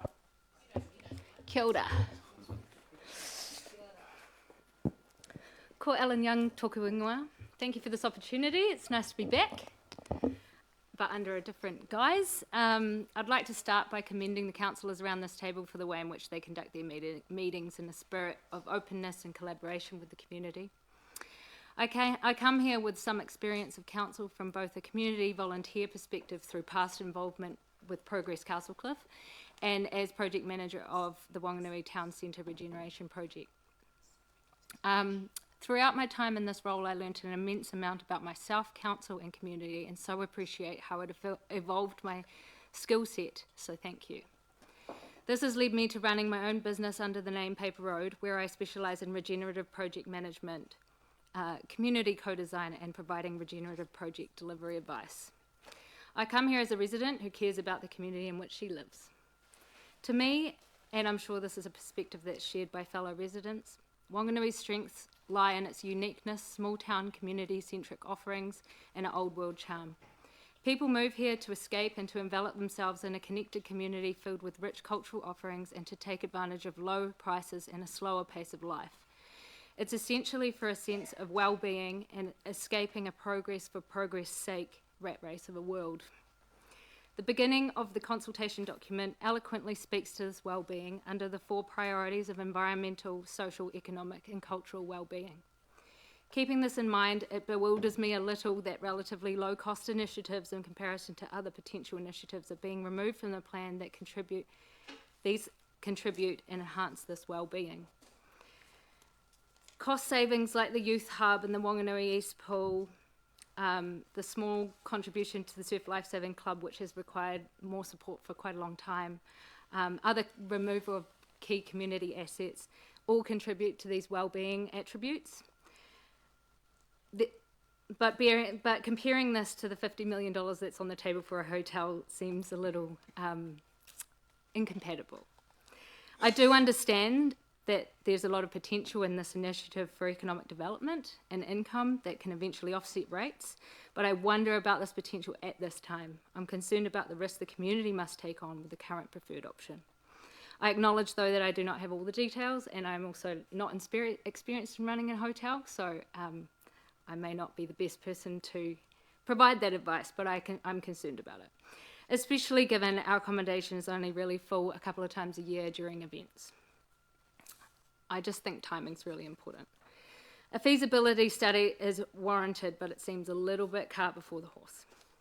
I believe that timing in regards to large-scale projects like this matters, and we're simply not there yet for this to make sense, especially for ratepayers to be saddled with the expense and the risk. I have experienced Wanganui going from a zombie town to a place that seems quite nice to some and sort of a vibrant Eden and a path to freedom to others. Population has gone from decline to growth. Perspective shifts like this are no mean feat. This shift has been made through a relatively low-cost process of community collaboration, creativity, strategic investment from the council. It's things like our enhancement of the public realm members of the public creating unique offerings and support off their own back, and community groups like the Musicians Club and Friends of the Opera House, people who run underground music venues that contribute to this uniqueness. We also have the likes of the learning environment and food rescue groups that contribute to resilience and work on improving the world around them. People like Fergus Reid, who presented yesterday, Phil Haynes that presented this morning, have expertise, and I'm one of those people with expertise and experience. Our community holds within it wisdom and creative skill sets that are a resource to be tapped into. I'm happy to see a commitment to increasing community funding, although this needs facilitation to increase community capability alongside it. This creates a foundation of collaboration and sharing of resources that leads to improved outcomes. This raises my second concern. Although I recognise the need to be conservative about operational costs, I believe the outcomes we get as a community hinges on the capacity and capability of the staff. There are some fantastic staff at this council that conduct themselves with a spirit of openness, creativity, curiosity and collaboration. I believe some areas need improvement and support. I'm currently working across 3 different councils and all of them have similar issues when it comes to these things. I believe local government generally needs to address a culture shift. Staff take a business as usual approach that does not allow for agile creative processes that lead to better outcomes. There is clear parameters that council's staff have to operate within, but they're not prohibitive for allowing those collaborative relationships to build, especially if your communication is transparent and robust. I'm speaking from experience with that. Staff need to be encouraged to think about potential opportunities rather than risks. We have a natural perspective as humans to think about think through a negativity bias, and we need some self-knowledge to combat that. This will require personal and professional development to bring out the opportunities that come from this kind of perspective. Professional development and guidance is required. I am currently guiding multiple different staff members in different councils to show them different ways in which to deliver a project, using an agile approach where you can kind of allow for that community input in a really transparent way, and it means that we can spread resources across projects. So I would really encourage you to consider things like the Regenerative Institute, which provides really amazing upskilling opportunities, but also bringing in some expertise to help evolve the staff that work in this fantastic place. The opportunities kind of come out of nowhere when you follow a process like that. Rather than using utilitarian project management processes, you use a regenerative project delivery and design process. Staff need to be really aware that they're literally creating our reality. And I think sometimes that can get lost amongst the workload and also their own individual capacity to kind of zoom out and step back and look at things from a far perspective. In conclusion, a healthy community is one that everyone is connected and contributes. Council's in a position to assist with maintaining and expanding our collective capability and resilience. In light of worldwide changes such as climate change and social division, we should be prioritising this.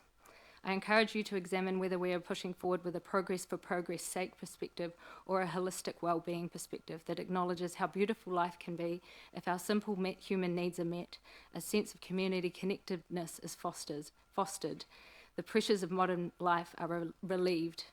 I encourage you to move forward with a vision of Whanganui that has a sense of resilience, independence and abundance in front of mind.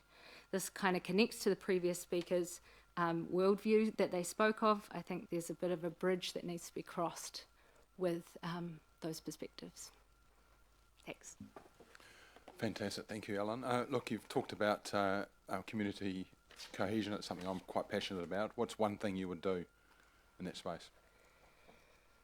Just allow them to be more involved and help facilitate that capability to improve within staff, but also community. So maybe slowing down a little bit so that when you have community involvement in projects, that communication can be really clear and transparent because they do understand the parameters we're dealing with if it's communicated with them and you together find creative solutions.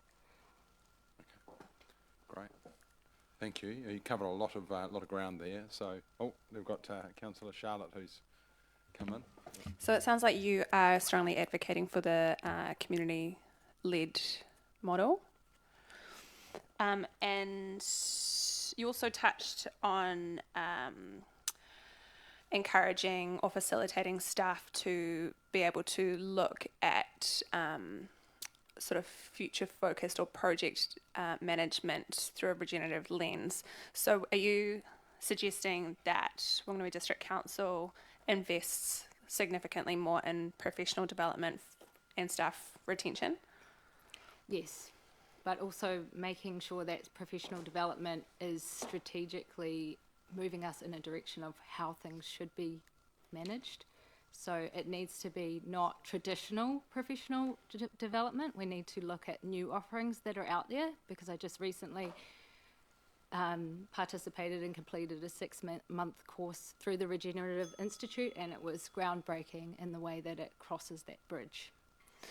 And would you say that that learning that you did there has changed the way that you deliver projects? I think I naturally already took a regenerative approach without really knowing it, but the course enabled me to expand that hugely. And I think I put a lot of personal pressure on myself to deliver things, and you need a little bit of self-knowledge to understand that slowing down is what's required for both yourself and the community you're working with. Thank you so much. Thank Well you very done. much, Ellen. Well done. Hey, and great submission. All right. Thanks for engaging. Fantastic. Welcome. Invite Shona Rush. Oh, I'm not speaking, sorry.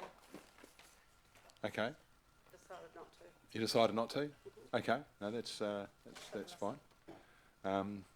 In that case, I'm not sure whether we've got James Barron here. So he's probably yep. That'd be great.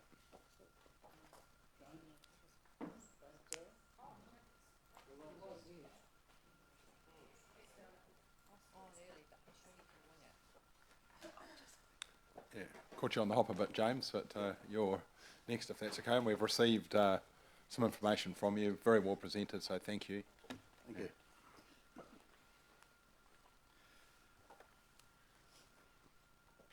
Okay. Kia ora katoa. Oh, so if you could just bring the microphone close so we can all hear online as well. Kia ora koutou, and thank you for the opportunity to present today. And I think we've got some slides coming up.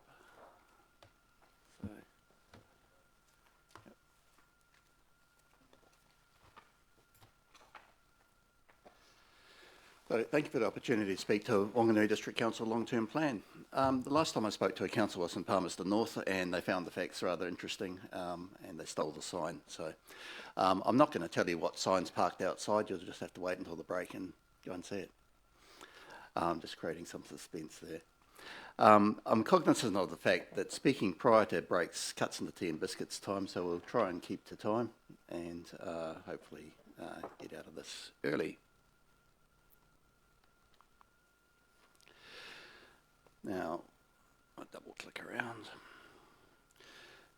First issue that addresses the revenue, development contributions and remissions policy, and I speak to this on a personal, not Progress Castlecliff capacity. Let's deal with the small stuff first.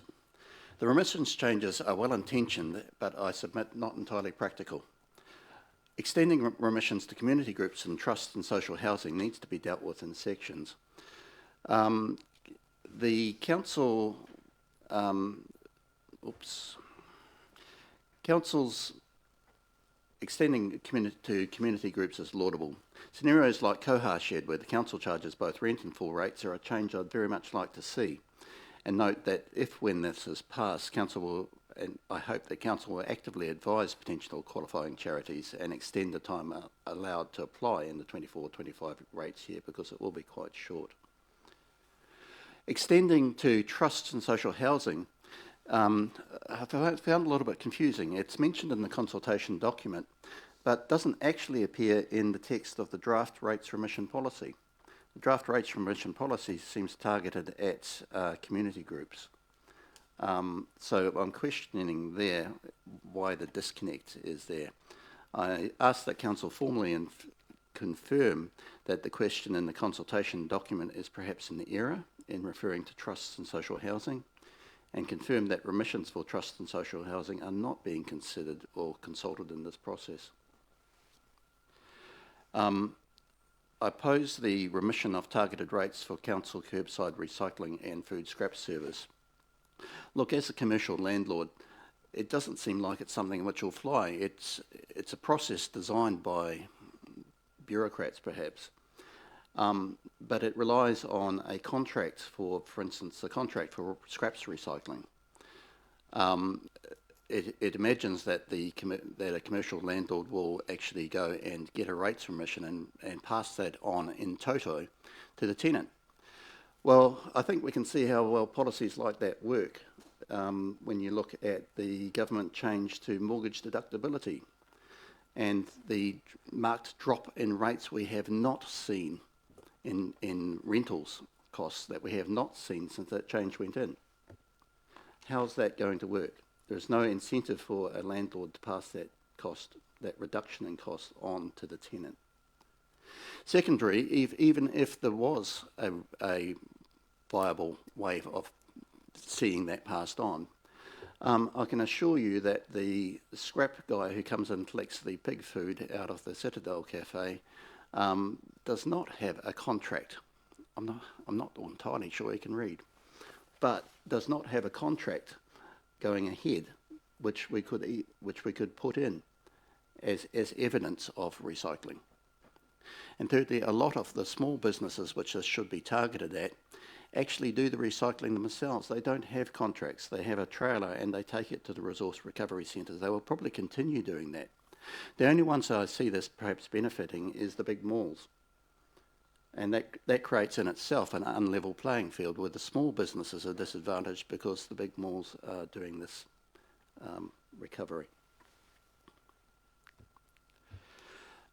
Moving on to the revenue policy. Wanganui is in a minority of councils using land value, not capital value. I believe you have actually gone into this at some level this year. But look, I accept that the land value calculation is not a perfect calculation at all. CV is not a perfect calculation. The Rating Act is a very imperfect instrument. But council rates are taxes. Taxes are arbitrary. We know that. They bear little relationship to the benefit accruing to the person. And it's a general principle that at least some effort should be expended to align taxes like rates with the ability to pay. And CV aligns with the ability to pay much better than LV. We can see this if you do the calculations recalculated from the current LV to CV rates. You see Castlecliff would be paying 8.9% less in total rates than is being paid under LV. Castlecliff is still a low decile suburb. It's still a disadvantaged suburb. You see the same pattern with Gonville, would be paying 7.6% less general rates. I don't think you can argue that Castlecliff and Gonville are really advantaged, and I don't think you can argue that someone in Springvale or St John's should be paying less because of the choice of this council to stay with land value. It's regressive and it's not very fair. So yeah, that's my point on that. So I'll now switch hats and speak as Chair of Progress Castlecliff. Went through parking bylaws. Just on the parking bylaws, we've got a few problems there, and basically some enforcement would actually really help. Two of the problems we wish to highlight is outside the dairy, the parking there is P15, but people will actually park there for a long time, whether they're going to the Citadel for a meal or for church, meaning that you often can't actually stop outside and pop in for a pint of milk or 2 litres of milk. That problem would resolve very quickly if we actually had some enforcement, if a few tickets were issued a few times. The other one is with the Duncan Pavilion. Now, Progress Castlecliff runs the Duncan Pavilion. We have people booking it, and we have people coming and currently, certainly in the middle of summer, turning up and finding the car park is full of freedom campers. Thanks very much for that. We're trying to operate a hireage here and actually have people hire it and make use of it, and that the total of the car parks is sometimes full of freedom camping. At least one of the car parks should have maybe P180, so that one of the 3 levels of car parks there is available for people using the Duncan Pavilion. Yeah, please make that make sense. I'll now hand over to our coordinator for the libraries, Annette Scarf, who will speak on behalf of the library. Thank you. Progress Castlecliff manages the library, and when I took it over, the hours were relatively short. Currently, the library operates from 10 in the morning till 4 in the afternoon, 5 days a week, and it's manned completely by volunteers. During the weekdays, usually the volunteers do a 3-hour shift, and over the weekend it's a 2-hour shift for each person. So it's a total of 17 volunteers who constantly man it, and we manage not to have any time during the advertised hours that we're shut.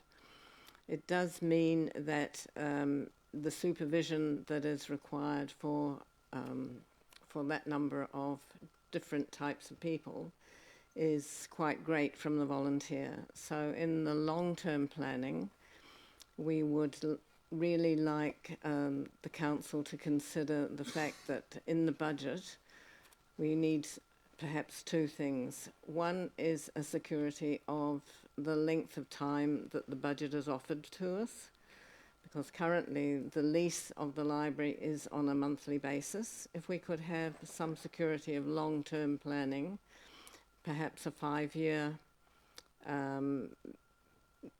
grant followed by a 5-year extension, that would be great, so that we could actually make sure that any plans that we put in place can continue.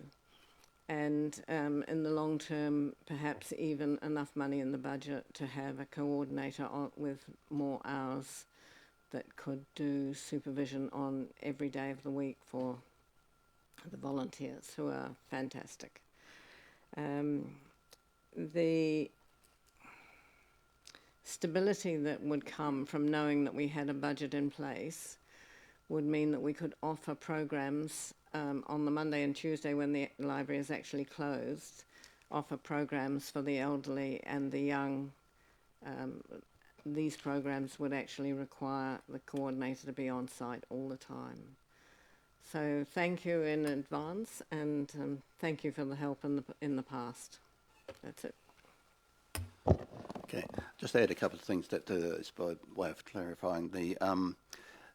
I'm not speaking to that because I've conflicted with that. I'm the landlord of the library, so, and Annette is also very capable of stating her own case. So thank you for that, Annette. And yes, from a putting a landlord hat on, I would like to see the library, the vision for it that we had recognised for that and actually locked in for the long term. I'm quite happy to have a lease which the Progress Castlecliff can exit, that locks me in, because I want to see that good actually locked in and having the surety of being there that enables it to actually basically make itself at home and be a better long-term good for the community. Moving on. Speeding in Castlecliff, and we're all aware of the tragic incident, or almost tragic incident, thank God, of Major and on Cornfoot Street earlier this year, or last year. Now that's a long-term problem that we've had. We have wide streets in Castlecliff. We have people ripping down the streets because they are wide. Cornfoot Street is 12 metres wide. If you're a kid trying to cross there, there's two things. It's 12 metres. You're way away from the side. When you come up, you don't look like you're crossing. Cars don't notice you. And you've got 12 metres to get across, even if you're concentrated, as these kids actually were when this happened. One of the business cases you had in there is for the Mill Road and Manuka Street work. The business case you've got in there, had a number of options there. You've opted for the one which does the minimum pretty much in terms of just the minimum work, not the amenity work which goes around that. The amenity work includes having a walkway, shared pathway from Castlecliff itself through to what is our medical facility in Mill Road. At the moment, to get to that medical facility, you actually have to risk your life. In fact, I've never seen someone being silly enough to actually try and walk, never mind push a pram, from Castlecliff to Castlecliff Medical. It should be possible to do that, for goodness sake. This road has been there. It's narrow. It's like Fox Road was. It's a suicide run. Personally, I actually will admit to speeding along there, because if I go there and it's open, I want to get to the end of it as quickly as I reasonably can, because passing another vehicle on that road is scary. You're putting your tyres out in the rough to get past. It's not good enough. Please fix it. And put in a pathway which is separate to the road, that is safe. Not a imagined dotted line. And yeah, do the associated work which was part of that case, which was improving the flows and changing the direction so that Cornforth Street is not a open rat run raceway. That would do a lot to improve the safety of our rangatahi and kids in Castlecliff. And it's really overdue. It's not something to be put off. Let's not just sit here and hope that the next kid to be hit is as lucky as Major was. That's not good enough.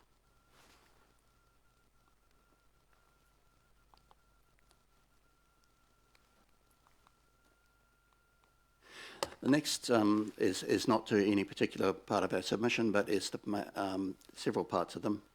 And the statement here is service cuts that affect free or low-cost activities and services available to all are regressive and will cost, not save, struggling households. Look, I get the picture that the overall thing is that, yes, cost of living is going up. Yes, people are hurting.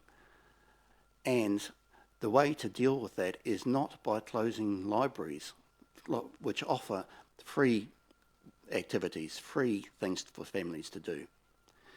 That is a regressive step. That is saving pennies in the pound on rates at the cost of some really important service that people have available. And a lot of the rest of our submission, which I take as read, actually that's the core part of our submission into things, whether it's libraries, whether it's the cuts to maintenance of playground equipment, whether it's the lack of maintenance of bus shelters. These are all parts of things which actually take away from the commons, from the things that people can make use of, and in financially straitened times can do better. I take that's the 5 minutes? 4.5. Thank you. So that's the core of much of our written submission. So I won't speak to individual parts of it, but just emphasise that as being the core of what we're about and why we're saying not to cut the things which are essentially the commons which are used by families. Okay. So you ready for questions now? Just a couple of ones we'll just run through. Now, I feel like I've sat here and had a good whinge. Yeah, it's kind of the point of the process, isn't it? You get to listen to it. Sorry about that. Look, I do want to say a couple of things and a couple of thank yous. So genuinely, Power Up the Park. Look, it looks like that case is coming through, and we're actually establishing a good way of working here. Is if we get the money and we can actually bring businesses in and actually do the work collaboratively, we can achieve some amazing stuff. If you've been out and looked at the basketball court, you can see that, and that's just a side project. If we can actually get the park powered up, that's an important part of what we're doing. So Progress Castle Cliff, Naringa Waiwai, we are working better and we're getting better in the process. We're all learning, but we're getting better at this. So let's keep that up. Well done.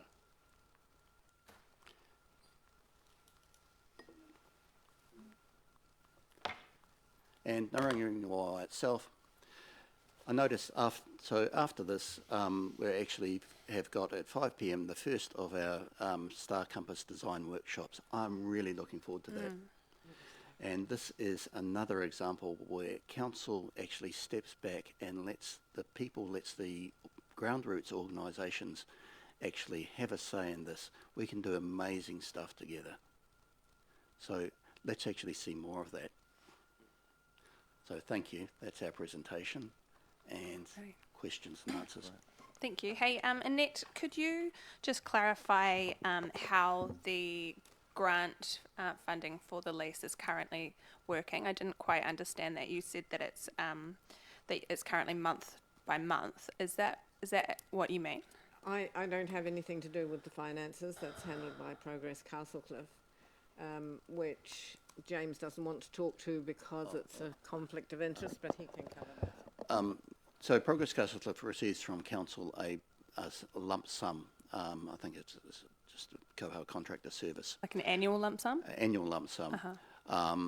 To provide the library. To provide the library. So that covers the rental. It covers power, outgoings, and an amount for Annette is paid for her time administering the library, not her time actually being in there as a volunteer. The volunteers are all volunteers. Okay, thank you. No, that clarifies it. Cheers.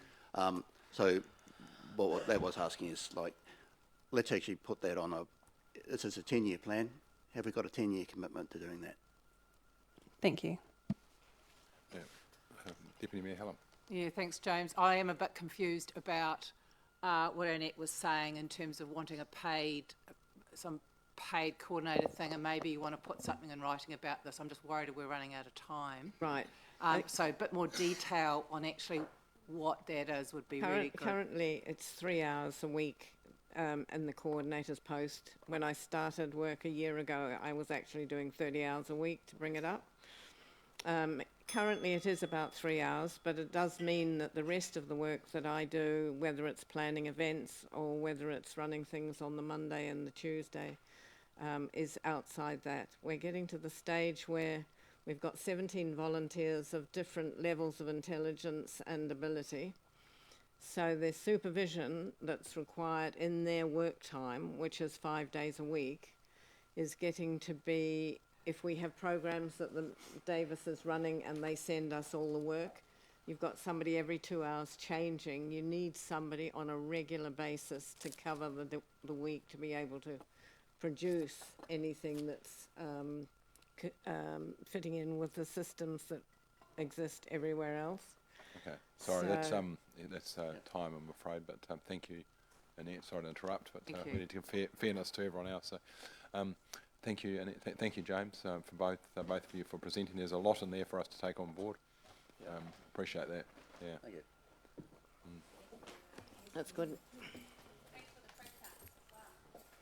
And I don't think we have any further presentation. We've got a break until 3:30. So see you back there then. It's a Zoom with Dwayne Emery. Thank you.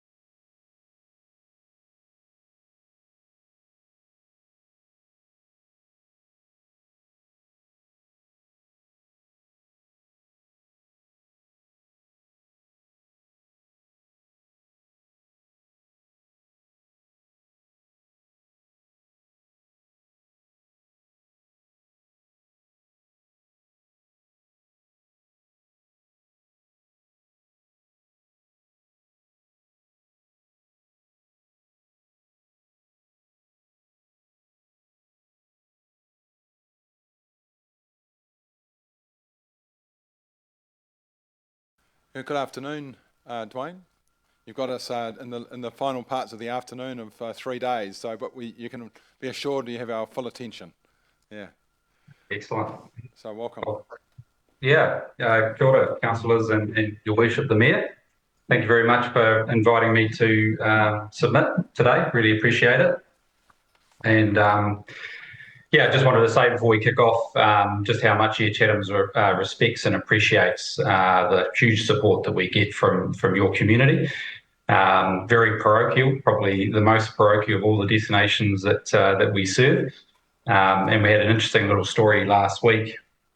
I was actually out on the Chatham Islands for a stakeholder forum, and we had some of the lovely ladies from Te Puni Kōkiri out there that are Wanganui based, and unsolicited came bowling up to me to tell me how great they and how much they appreciate the Air Chatham service and how much it means to them, post Air New Zealand's withdrawal. So really cool actually when we get that kind of feedback. So I just wanted to share that little story with you before you get into the submission. Okay, no, thank you, and that's mutual as well. We appreciate your support for our community as well. Look, you've got about 8.5 minutes left, including questions. So we'll get into it. Look forward to hearing what you've got to say. Right. Okay, so bullet points really. Air Chatham's questions the necessity of the Wanganui Airport parallel taxiway project for safety reasons, citing adequate current taxiway configurations and no significant safety issues. We argue against the $6.7 million investment, stating that our operations don't experience major delays or safety concerns due to current taxiway configurations. Air Chatham's fleet cannot utilise the proposed parallel taxiway, diminishing the direct safety benefits for us and the other substantial airline customer, Air Wanganui, as we are led to believe. We draw attention to Palmerston North Airport's effective operation without a full lead parallel taxiway, despite higher flight frequency and a large training academy. Air Chatham supports the Unicom service for traffic information and safety control, emphasising its effectiveness in reducing risks since it was established. Air Chatham questions the commercial and safety-based justification for the investment based on the existing grass taxiways and the current low night traffic volumes. Initially supporting the project due to its inclusion in a broader reseal project, Air Chatham now views the parallel taxiway as an unnecessary luxury that community can ill afford at a time where other public services are being cut to avoid a higher proposed rate increase. We do encourage Council to investigate investing in establishing a new route to Christchurch instead, citing community demand, significant longer-term commercial and social benefits, and that investment would be structured as a loan rather than a CapEx spend without recovery.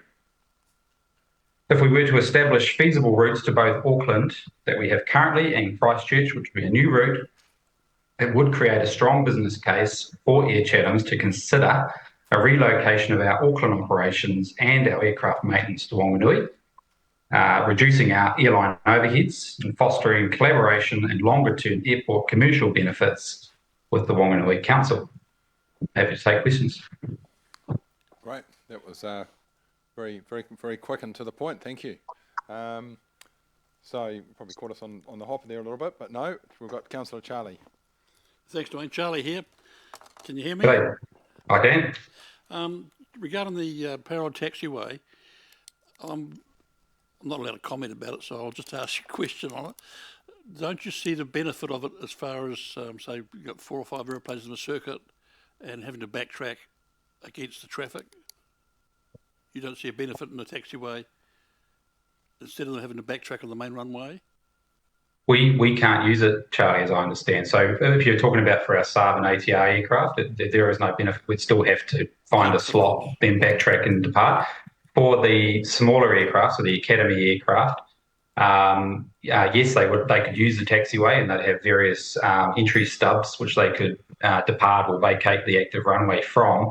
However, they have that already because you have a grass taxiway, so you can do all of those things now. It's just, say, for a third of the year when conditions don't allow, those grass portions are closed.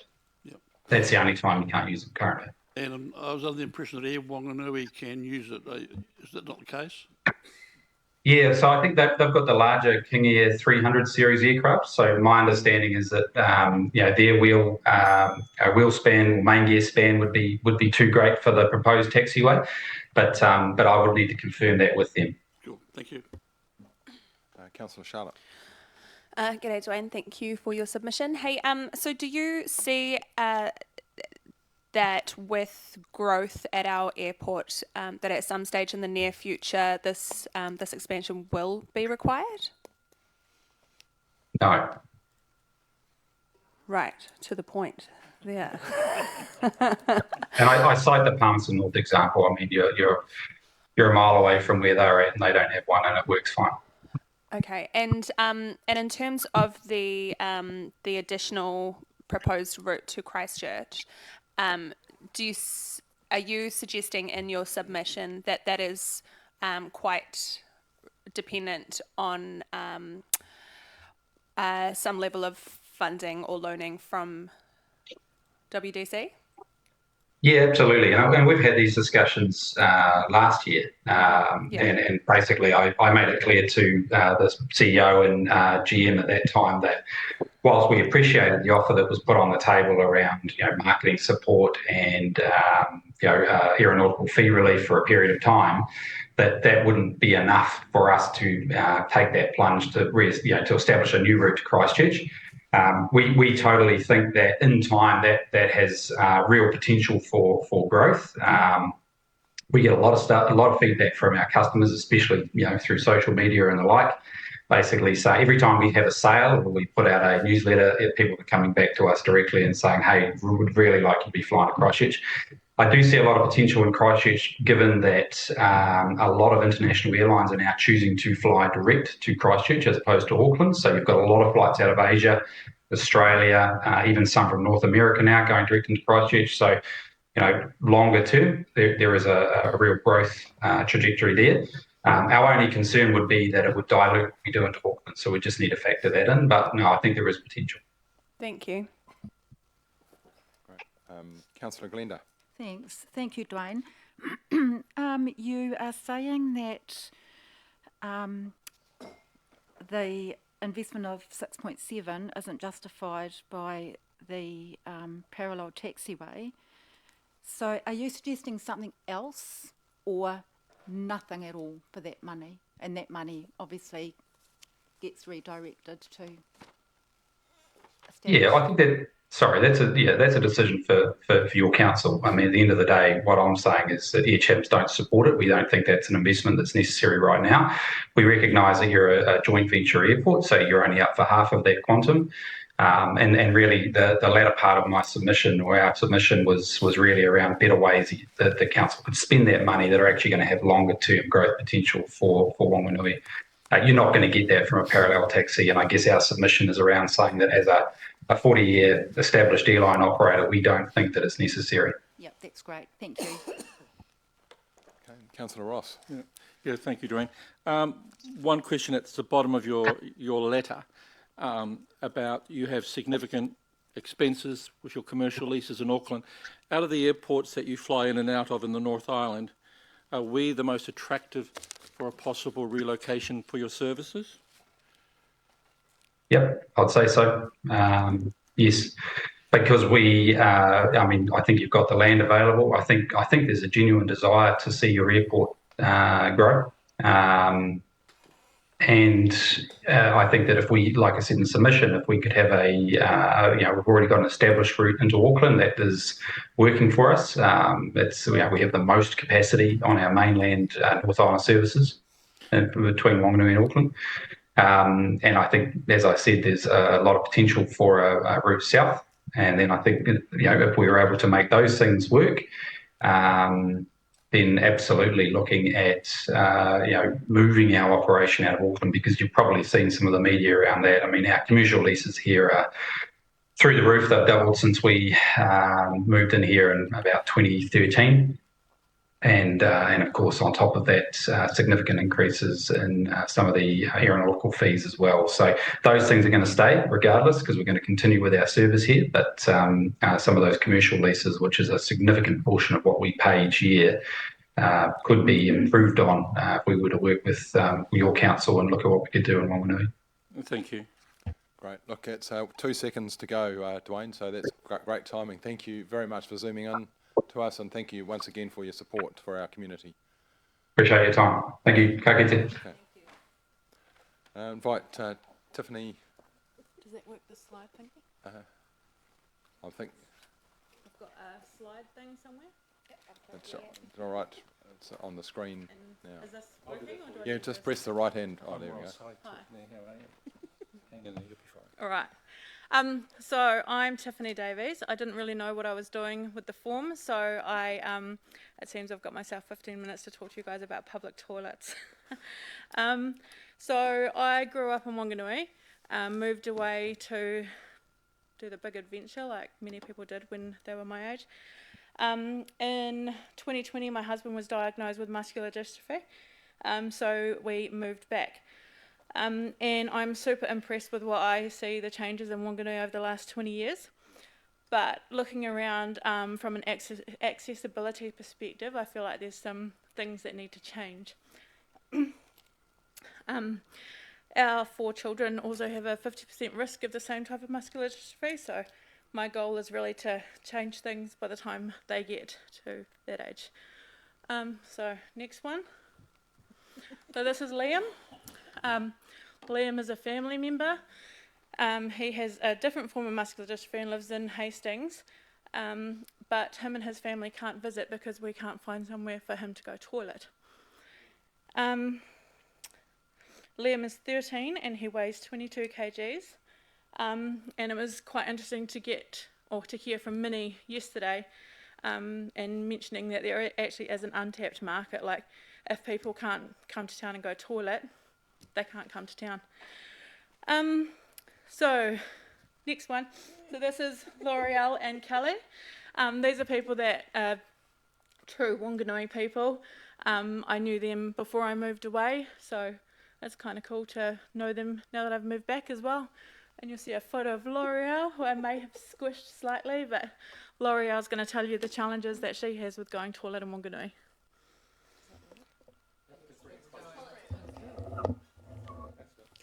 Hello, I'm L'Oreal. I have a colostomy bag as I had surgery a year ago.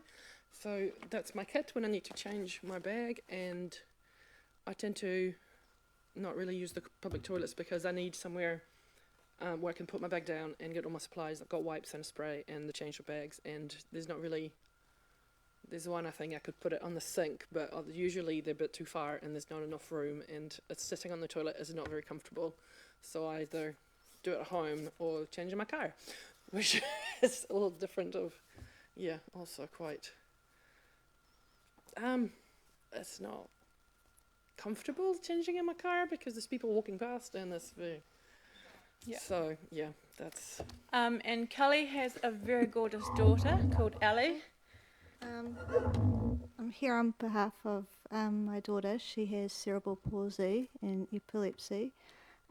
She's going to be 7 in August, and we're still in the process of toilet training her. But I avoid taking her to town because there's just, we just don't come to town. 'Cause it's just. So I think the problem really with Ellie and then with Liam as well is that they're over the 18 kg limit for the changing tables, as well as them being quite heavy, and both Liam's mum and Kelly obviously probably struggled to lift a 20-something kg child. So there is a solution, and I don't know how to make that link work. Does anyone know how to make that work? Oh, hang on. Can we click on that somehow?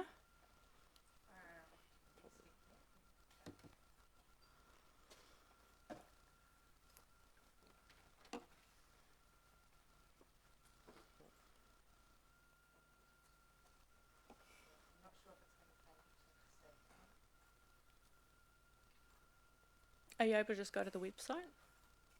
Oh, no, there we go. And there's a little YouTube video. It's like 4 minutes. Yeah.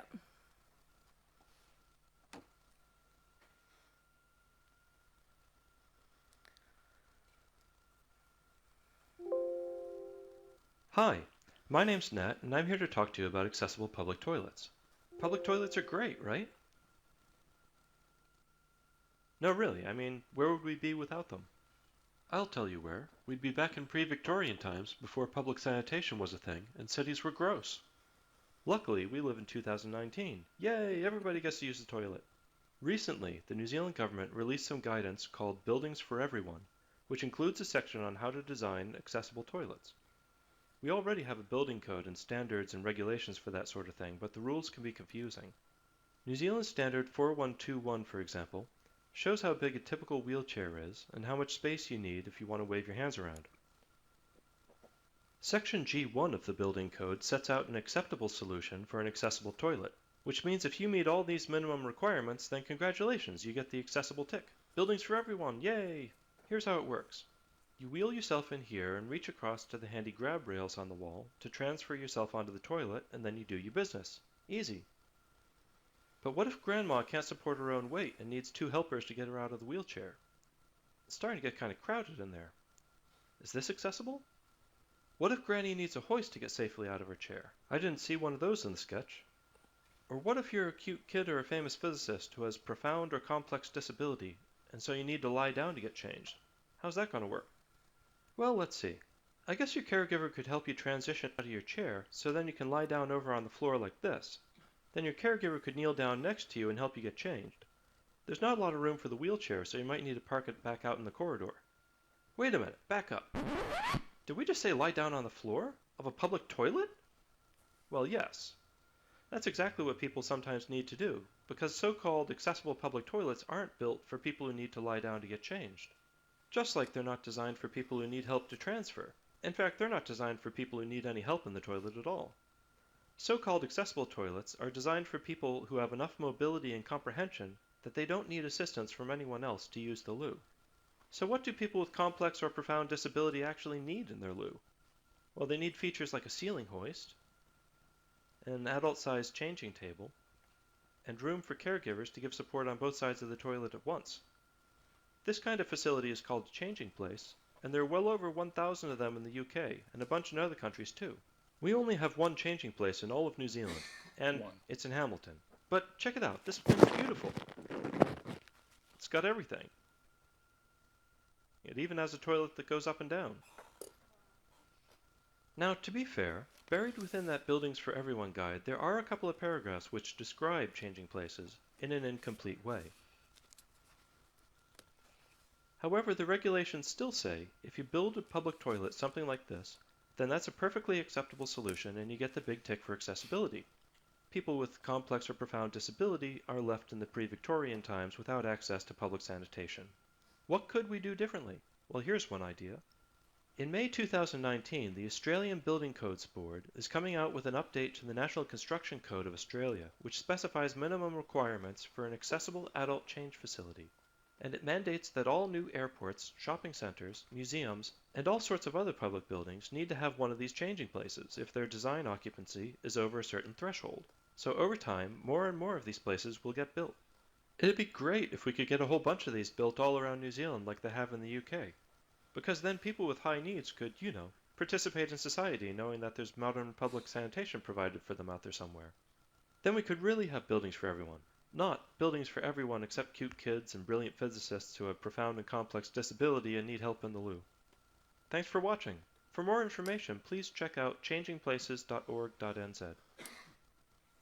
So if we go back to the slide.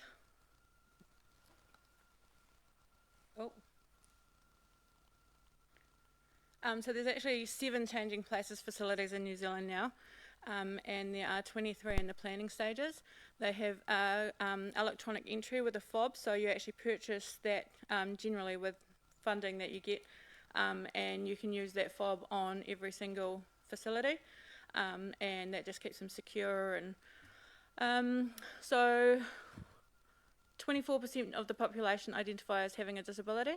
I'm not sure, probably not all of them would need this kind of facility, but and the 2018 census identified that approximately 9.7% of people living in Wanganui experience significant difficulties in daily activities due to their disability. So I spoke to the lady who does these toilets or changing places, and the stuff inside the building is approximately 100 grand. And then there's the building as well. Obviously, I haven't like really looked into anything. It's good quality stuff, and there's like servicing contracts and stuff like that that she does as well. I would love to see one maybe on St Hill Street and maybe at the hospital as well, and I believe that we could probably also get funding from like NZCT type stuff, but I was just kind of hoping to pique your interest. Oh, one more photo. This is Liam in the Changing Places facility in Hastings after he was able to use the toilet on his own. Wow. Right, so that's you've finished your presentation part. Yeah. I just want to say thank you. I found that, I think if I was reading the room, very sobering and confronting, and but we actually had someone here yesterday. Sorry, I'm commenting, but someone here yesterday talking about Whanganui being the city of possibility, the first, which about moving from disability to possibility. So yeah. Look, I'll go to the. We've got Councillor Ross. Nice to catch up finally. Nice to meet you. We are a UNESCO City of Design. This fits beautifully into it. Could you reconfirm the bit you shared with me, just a yes, that Liam is a 13-year-old boy, fully aware, and he's been changed on the floor of a woman's toilet? Yep. So because the changing tables are designed for under 18 kgs, Liam gets changed on the floor, and that relies on his mum being able to lift him and put him on the floor as well. Obviously, Liam's mind isn't affected, just his body, so he's very aware. No 13-year-old boy wants their mum in the toilet with them, but that's just what's happening to Liam. There's also, like, he's quite immunocompromised. Obviously, like, Liam lives in Hastings, but there's people here in Whanganui as well. So whether you'd be happy with putting your immunocompromised child on the floor to change, I wouldn't. And I just want to let you know that Sir Robert Martin, before his passing, I spoke with him. Yeah. He was very into this. Cool. And he wanted to assist if he was here. Yeah. Okay, great. Deputy Mayor Helen. Thank you so much for your presentation. For those with less severe but still compromising, like the colostomy bag, a simple solution of shelves in all of our public toilets, something quite simple, that would really help. Yeah, that would. Yeah, is there a design for that type of thing? Is there something specific, or is there just any type of shelf that's big enough to lay it all out close to the toilet? Yeah, any kind of shelf would already help a lot. Thank you so much for that. And I think I heard you say that there was perhaps some funding towards these toilets. Well, I haven't looked into it myself. But I believe like the NZCT grants and stuff like that, you can apply for that for it. Oh yes. There's one that they've just done that they actually had a family who had a disabled family member, and they've sponsored it, and they have quite a bit to do with it. That's fantastic. So you mentioned two possible locations, one St Hill Street, so that would be where the public toilets currently are? That's where I'd just like to see it. Okay, Yeah. so it doesn't need to be, and something else, so it wouldn't need to be in Victoria Avenue. You need to be fairly able to park close by and get there easily. Is that what the idea is? Yeah, and I just drove past and had a look, and there's some nice grassy areas where you could put another building, or maybe you could use some room in that building, and you can make use of the existing plumbing and stuff like that. You wouldn't need 24-hour access in that building, or you would? I suppose it's a fob With the thing, fob, like- yeah. So people apply for the fob, and then they get sent the fob from the lady that does the whole thing. Yeah, so it's only the people that have the fob that can actually access the building. Yeah, so it does need probably external from outside access directly into that cubicle, ideally. Yeah. So it can be used at all times. Yeah. Yeah. And then, like, you might have a somebody that cleans your public toilets anyway, and they might have a fob so they can go in there. Yeah. Fabulous. Thanks so much. Really appreciate it. Cool. Thank you. Thank you very much. Yeah.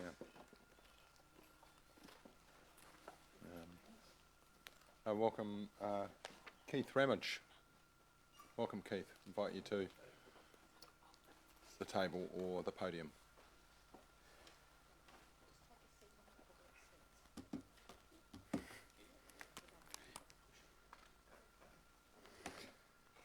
All right, tēnā tātou katoa, ko Keith Ramage taku ingoa. Thank you for opportunity. I'm here to support the Wanganui School community submission on the potential closure of the Wanganui East Pool. So we had a meeting earlier in April and half of the councillors were there and engaged with the community, and that was really, really good. And so I just wanted to reinforce and summarise some of the feedback to ensure that everybody's aware of that and it's kind of in our minds as part of this process. So absolutely the overwhelming sentiment expressed by the attendees was a resounding desire for the pool to remain open. And some of those concerns and aspirations were, there's a lot of talk about equity and accessibility. Many of the community emphasised the importance of the pool for our tamariki, highlighting that not all children can access the alternative, which is the splash centre, either due to capacity limits, distance or other barriers.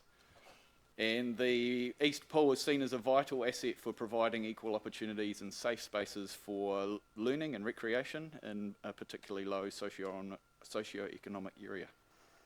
Also, the pool was noted that it's excellent for school water safety instruction and provides a facility where the splash centre cannot cater for all. So one of the things that I was quite impressed with in the meeting, there was a lot of people from all around town actually, it wasn't just Wanganui East. And there's a real strong desire to engage with the community and with council on this. So rather than resorting to maybe expensive feasibility studies and high industry costs, we had strengths and resources offered from within the community, including professional infrastructure services. People are really keen to find pragmatic solutions, and we're really keen to be involved in that. And that kind of rolled into some of the financial considerations, saying, look, there's actually little desire for fancy flash facilities there. And I know there may be some pressure on the council to meet certain standards, but the majority of the community are happy with the current facility and just want it to remain open for schools in our tamariki during the summer period. There are absolute fears that children might resort to more swimming in the awa, and we know that that's not a particularly good thing. And there's also quite a lot of wānau in that region because of their wakapapa that they can't go near the river anyway for swimming purposes. So really the summation was that the community doesn't want to see the pool closed, especially if a feasibility study was to be conducted after the closure, which was the way that the proposal was worded in the long-term plan. If this must happen, then can we maintain the availability of the Wanganui East Pool until either it or another facility is provided for the future use of our tamariki? So that was the sentiment of the meeting.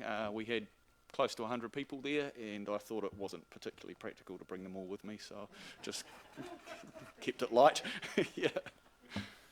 No, you've spoken well on behalf of them all, so well done. Thanks. So we don't have any questions. Oh yes, we do. We've got Councillor Charlotte. Thank you. Thanks for your submission. You spoke briefly about pragmatic ideas that the community has. Can you speak to any of those ideas that have been I guess there was a generalisation that there are problems with the pool, but many of the users couldn't see those problems, and some professionals around town are saying, well, tell us what those problems are, there could be easy solutions for them. So it was more looking at what's available to keep the facility operating and maybe community input into that rather than saying we need to build something brand new. Yeah. So stepping away from a black and white viewpoint. Yes. Kapai. Councillor Rob. Thank you. I'm pleased you didn't bring everybody with you. Gave us a hard enough time that night.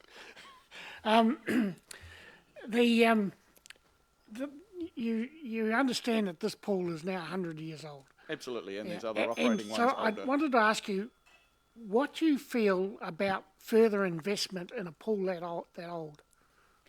I guess the question from the community was, what is the investment required to keep it going? Yep. While a feasibility study and perhaps a bigger plan is created. So what are the actual issues and what are the baseline costs to keep it going? The consultation document says 2.2 million for an upgrade. Do you think that is worth an investment in a 100-year-old pool? I don't think it requires a $2.2 million upgrade, but I'm not a professional. Okay. Councillor Kate. Thank you. Thanks for your submission, Keith. I was going to ask about what do you know? What do we know about the likes of the girls' college pool? Have they got a pool? Yes, absolutely. Yeah, it's a 33-metre pool with a high diving board. Yeah. Has there been any discussion about whether that might be a logical, you know, if we didn't have the Wanganui's pool as such, could any suggestion that might be a viable alternative for if the public were able to access it? I don't think there has been any discussion. I haven't seen anything put forward anywhere. No, neither have I. So it's a bit out there kind of suggestion. There's an opportunity. Yeah, could be, eh? Anyway, thank you very much for your submission. Deputy Mayor Helen. Thanks very much. The location of the Wanganui's pool, does that suit the community? Yeah, I think it's easily accessible and there's plenty of parking around there, and it's a lot of people walk to the space actually. That's what happens a lot in Wanganui East. Okay, it sort of feels, because I'm not from that area and I didn't grow up here, it sort of feels in a weird place. It sort of feels forgotten about in a back area, but that's not how the community see it? Not the local Wanganui East community, no. I mean, many of us that have grown up in town are very familiar with the Wanganui East pool. It's been there for the longest of all the pools, so it's not particularly odd to the historic Wanganui people. Yeah, thank you. Appreciate that. Councillor Philippa. Yeah, thank you so much for your submission. Have you seen the point of entry business case for the Wanganui's pool? Is that just asking whether you've seen it, because it might be something we can share with a group, or obviously going forward. Have you seen that point of entry business case? Have you seen the point of entry business case? I haven't seen anything in the public domain for that, no. Right, okay. And just to clarify, your absolute preference is at the very least to keep the pool open while any discussions, feasibility happen, or to keep the pool open? I think that having the pool closed before any feasibility or any solutions provided would be a massive hole. The splash centre cannot cater for Wanganui's needs. Yeah, thank you so much. We have no further questions, so thank you very much on coming to the chambers, and our thanks to the rest of the people that you're supporting as well. Awesome. Yeah. Thank you all for the opportunity. Yeah.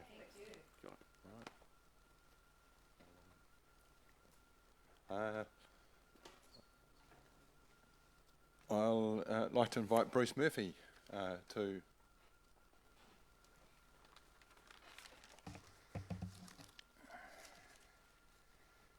welcome, Bruce. Thank you. Hello, my name is Bruce Murphy. I'm 77 years old, and this is the first time I've had anything to do like this. I'm very nervous. And I'm doing this as I'm very passionate about 3 items in your Wanganui long-term plan. The first one is I just can't understand closing the Wanganui East pool, and after listening to that man, he said it so much better than what I could ever say it. Even if you only teach one child to swim in that pool, and it saves their life later, the cost is absolutely minimal. This is the thoughts of one of your own councillors, as I've read in one of the papers. Not everyone can get to the splash centre, no car, and the cost of getting there, and also the cost of getting in. I was fortunate, well, my children were fortunate that we could afford it, and I think most people around this table can afford it as well. They just don't understand. The second thing is the Virginia Lake Aviary. We can't close everything down. We need something for people to do who don't want to do arty things. And I go past there 3 or 4 times a day in my job that I still do, and there's often people, or very seldom is there not anybody in there. The main street hanging flower baskets. My sister, who often comes to Wanganui from Wellington, a retired florist, always says how beautiful they are. In my eyes, they take the blandness off the main street. And I don't know what the cost of all this is, but to sum up, I've spoken to many people as regards the costs with keeping these items open. And 95% of the people I've spoken to are only too happy to pay some more in their rates to keep them open. If people can't afford the rates, they can get rates relief, as I understand it. I have never been able to apply for this, luckily. I hope this council isn't known as the one that closed things down. Thank you very much for listening to me. Well, thank you very much, Bruce. It was great. Thank you for coming. We've got a question from Councillor Charlotte. Hello, thank you so much for coming in and engaging in this process. Much appreciated. Hey, my question's around the aviary. Is it your opinion or your experience that people travel to Virginia Lake specifically for the aviary, or do you think that people would still go there if it was no longer there? I think they probably would still go to Virginia Lake if it wasn't there, if the aviary wasn't there, but I think it's another asset that, well, Mum and Dad might think that it's a good place for the children to go while they go for a walk or go for a coffee or go somewhere. I really don't have that answer. And in your opinion, what is an acceptable investment into the aviary?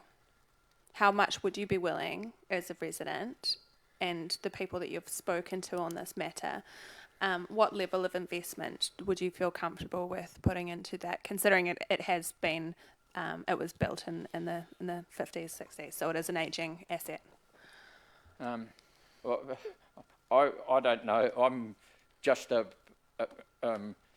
broken down farmer who then became a rural mailman, and it knows all about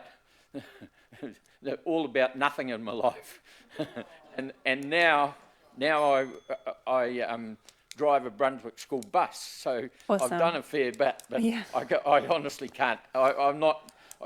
You people around here are the ones with that know all about the money. It's not me. I think that it's strange, if I can diverse just a little bit, that it was you were able to find $250,000 to support the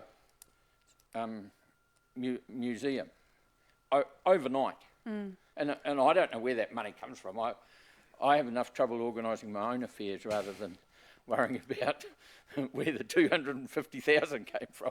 But it must be there somewhere. There must be money there for these things. Appreciate that. Thank you. Yeah, thank you, Bruce. Regarding the Wanganui's pool, the recommendation is to close it and then do the feasibility study. Would it be of a concern to you if they close it and may not ever open again? I think it would be a terrible thing to happen, but that's only my personal opinion, because I don't think that once you close something, it very rarely reopens. Right. Okay, Councillor Kate. Thank you, Bruce. Bruce, also known as the best rural delivery driver ever. Thank you for your submission. And you may not be able to answer this because it might be something that you haven't given a lot of thought to. In thinking about Virginia Lake and what is there and what isn't there, is there anything that strikes you as missing from the kind of campus of Virginia Lake? Is there anything that could add to it to make it better? No, I have thought about that. It's funny because I'm going off topic a little bit now, but when I turned 77, I said to my son, who's a doctor, I'm going to live until I'm 80. And he said to me, well, if you don't start walking, you won't make 80. He's very pragmatic about things. And so I did go for a walk round Virginia Lake the other day, and I actually think that it's a pretty good asset. And I just worry that the next thing that's going to happen is you're going to say, oh, we're going to close one of the paths around Virginia Lake because we can't maintain it. And it just goes on and on and on. And that's what worries me, passionately. Yep. And that's why I've come here. Thank you. Right. You've done very well, and thank you for engaging with our council. Yeah. Thank you very much for giving me the opportunity to speak. Right. Awesome. Okay. Right. Thanks, Thank Bruce. you. Good. So invite Graham Holloway. Hi, team. So I've got two submissions here. One firstly to do with the development contribution policy, as you call it. You've all had some photos? It's just coming our way by the looks. Cool. Hey, look, Can I invite you to either stand up or sit down so we can... I'll stand up. Oh, so if you could go over to... I want to spread some cases. Just that, the issue that we've got. Yeah, we can't, people won't be able to hear you online. So we can probably push... I'm not sure how to do it, but... So, Great, thank you. Just to start, I had a very nasty accident in 1976 where I've dropped 3 metres and landed on my feet. My hips went into my body, and the words that I said are not in the dictionary, okay? So I struggle to walk. I've had 2 hip operations, and something's gone wrong with another one. Looks like I'm in for my 3rd. Okay. So I'm very passionate about footpaths and the idiots that park on it. And more so, very, very disappointed in the council's attitude to those people parking on the footpaths. Okay. Now, you've seen all the photographs. Now, I don't see why I should have to walk on the grass to go for a walk with some retards parking on the footpath. Can I just ask you not to use that type of language that's here, how please? okay, Yeah, right. so... It's very hard because I've come up from Yeah, no, I appreciate that. Yeah. Numbskulls that can't park properly. We have got a code where we park, but your council parking through council resources can't fix that problem because by the time people get there, they'll obviously get there, they're gone. So I move that we should be able to have it where if someone's prepared like me to take a photograph of someone's car registration and off the device, you people give them infringement, multiply about 4 times what it is now. It's got to stop. Secondly, the council doesn't maintain the footpaths that people can walk down it clearly. So the top picture, you've semi-done it, that's at the bottom of my street, where you've got council people been working in the area, but I think they've got tunnel vision because they don't notice the growth climbing over footpaths. They drive past it. I understand you're not going to have people driving around town finding where these problems are. So that's got to be sorted. Now, I had a bit of also talk with Damien Wood that our infrastructure has got some problems in respect that if I walk down Jones Street, there's a lip in the footpath from the telephone company, what do you call it, like the utility. So my feet don't go very far above the ground when I walk. If they catch on something, I'm over. Now, because you people know about those footpaths and what happened on my street, you're missing out on your duty, you're failing in your duty of care. And I picked us up on that in my street when I tripped over last year. And you fix that thing real fast because you know what it is. You're responsible for your duty of care. You're responsible to make sure that people can walk on those footpaths and not have a hassle. So one solution would be to it, that utilities, when they dig a hole in a council asset, and sure as God makes a little apple, she'll get a road all nice, and some muppet will come along and dig a hole in it. That's just the way it is. But they got to be held accountable. Not this 2-year business that you're held on at the moment, but they dig a hole in a council asset, the length of that asset is the time frame they maintain it. If it changes name, the name goes on with it. Damien made the comment the ratepayers won't like it. Sorry, the utilities won't like it. I don't like paying for it. An example of that is my street and Nixon Street now, you've had bullocks dig it up, do some work, and now you've just had to get downers to come in and fix it. I would hope that you're not charging the rates twice on that. I would hope that the downers are getting their payment at the cost of bullocks. You hear where I'm coming from? When someone does a job in the road and they don't do it right, why should I pay twice? You don't pay twice for your wheat bix at the supermarket. Why should we pay twice for our goods when the job's been done? This is where money's being wasted. It is going big time. All right? Something else that I need to.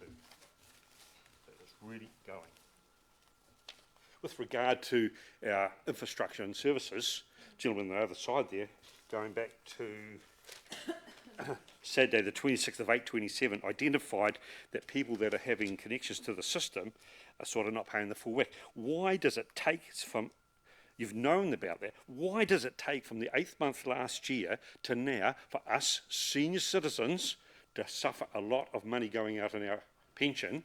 In fact, it's going to 12.98% of my pension to here. Would any of you like to pay 12.98% of your rates, of your income to rates? I presume the answer is no. That's how much it is. It's climbing over 1%. 1% doesn't sound a lot, but that's how much it is. It is really getting out of control. So it comes back to people have got to pay for what they want. If you want to go and buy a property and put a house on it, you pay for what goes in there. You pay for the water. You pay for the connection. So new connection, and they're over through that happening. Our existing system is becoming less. It's not lasting as long because there's too many people connecting to it. We can't have Gift Week. It's not UNICEF. It is definitely not UNICEF. Okay. If you want power there, I'm actually a Sparky, in fact a high voltage Sparky. If you want power in your home and you buy a lifestyle block or something, you pay. And I talked the other day to someone, 50 grand. 50 grand to get the power connected. Good job, that's what it costs. Why should people subsidise? And that's the problem we've got here now. So to cut my time down, we've got to stop everyone wanting things and us senior citizens paying for it. We can't afford it. There's an article in today's Stuff News about an old war veteran, how much he's struggling. Councils are putting really pressure on the senior citizens. And just an example, I talked to Andrew Tripe a couple of weeks ago at a meeting coming out of to do with the regional council. And if you're in business, you charge plus GST. Right? So, if someone in business does a job for the council, they charge plus GST. Why the hell can't we charge them plus GST? Because they get it back. They get it back. I've been in business, they get it back. So how it is at the moment, GST is charged on top of with your GST as they get it, right? Like us as residents, same thing. It's included in the tax invoice. Okay, so what I'm saying is GST should be added onto the cost of the commercial sector. Therefore, they get it back, which makes a level playing field no different before GST came in. Because before GST came in, you could only when you're in business, you got about 30% back on any cost you had against your tax. Right? Now they brought GST in. GST put everything up. Us domestic people can't claim it. Commercial sector can. Now, if you look at the difference between the commercial sector and the retail sector, it's a lot of money. Effectively, you've guys all got that picture thing? Effectively, those that are in farming and all that, so for example, going from $3.95 a week, it's to $2.24, $19.51 to $11, but ours stays the same at about $18 or $19 a fortnight. I don't think that's fair. I very much think that's unfair. So if you want something, like for example the gallery or any of these things, you want that, you go there. I talked to Mayor Tripe a while ago. I like playing around with motor vehicles. The council will not build a place for me to muck around my motor vehicles. Why should I pay for anyone else what they want? And it's very interesting. This is exactly why the Residents Association has stepped up. People have had a gutsful, an utter gutsful of it. It's got to stop. You've got to all think, just because we're ratepayers, we can't pay for everyone's wants. You want something, you've got to be prepared to pay for it. End of story. There's no getting away from it. So that's basically it. Before I get too wild up. So you want time for questions now? Yeah, go. Okay, great, thank you. And yeah, thanks for your passion. Councillor Josh. Yeah, thank you, Graham. I want to pick up on one of the points you mentioned earlier around enforcement of vehicles on footpaths, and this has been raised by a number of mobility scooter users, for instance, and people with other challenges. So in order to achieve what you're asking for, we would need to resource it, and that requires staff, which is obviously a rating cost. So my question is, are you happy, given what you've said around user pays, for the ratepayer to pay more to employ the staff that we would need to enforce at a level that you are asking us to do? No, you won't have to, because if you people that work for the council drove around town with their tunnel vision gone and eyes open, they will see things. I don't expect anyone to turn around and drive up and say, oh, there's one, or there's another one. That is not realistic. But when you've got council staff, for example, driving up Nixon Street and some idiot's got growth all over the footpath, or another one further up that's got trees hanging out over the footpath, have the oil in your can to take a mental note and take it wherever it is to get it sorted. And that's the trouble. People haven't got oil in the can to take the mental note. Okay? That's really where it's at. It's common sense. Again, that rules a lot of people out because it's too common. Okay. All right? Thanks. Are you, if you are connected with a smartphone, are you familiar with the app Snap Send Solve?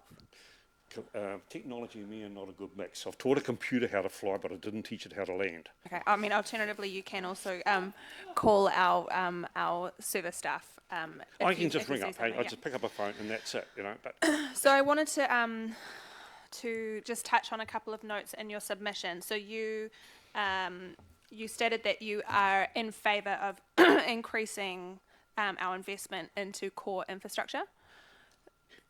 Yeah, but people pay for it. So in reality, for example, we've got our infrastructure here now, right? So if no one else joins into that, you won't have to expand it, will you? So you're talking about growth, which is the submission on development contributions, correct? Yeah. Yeah.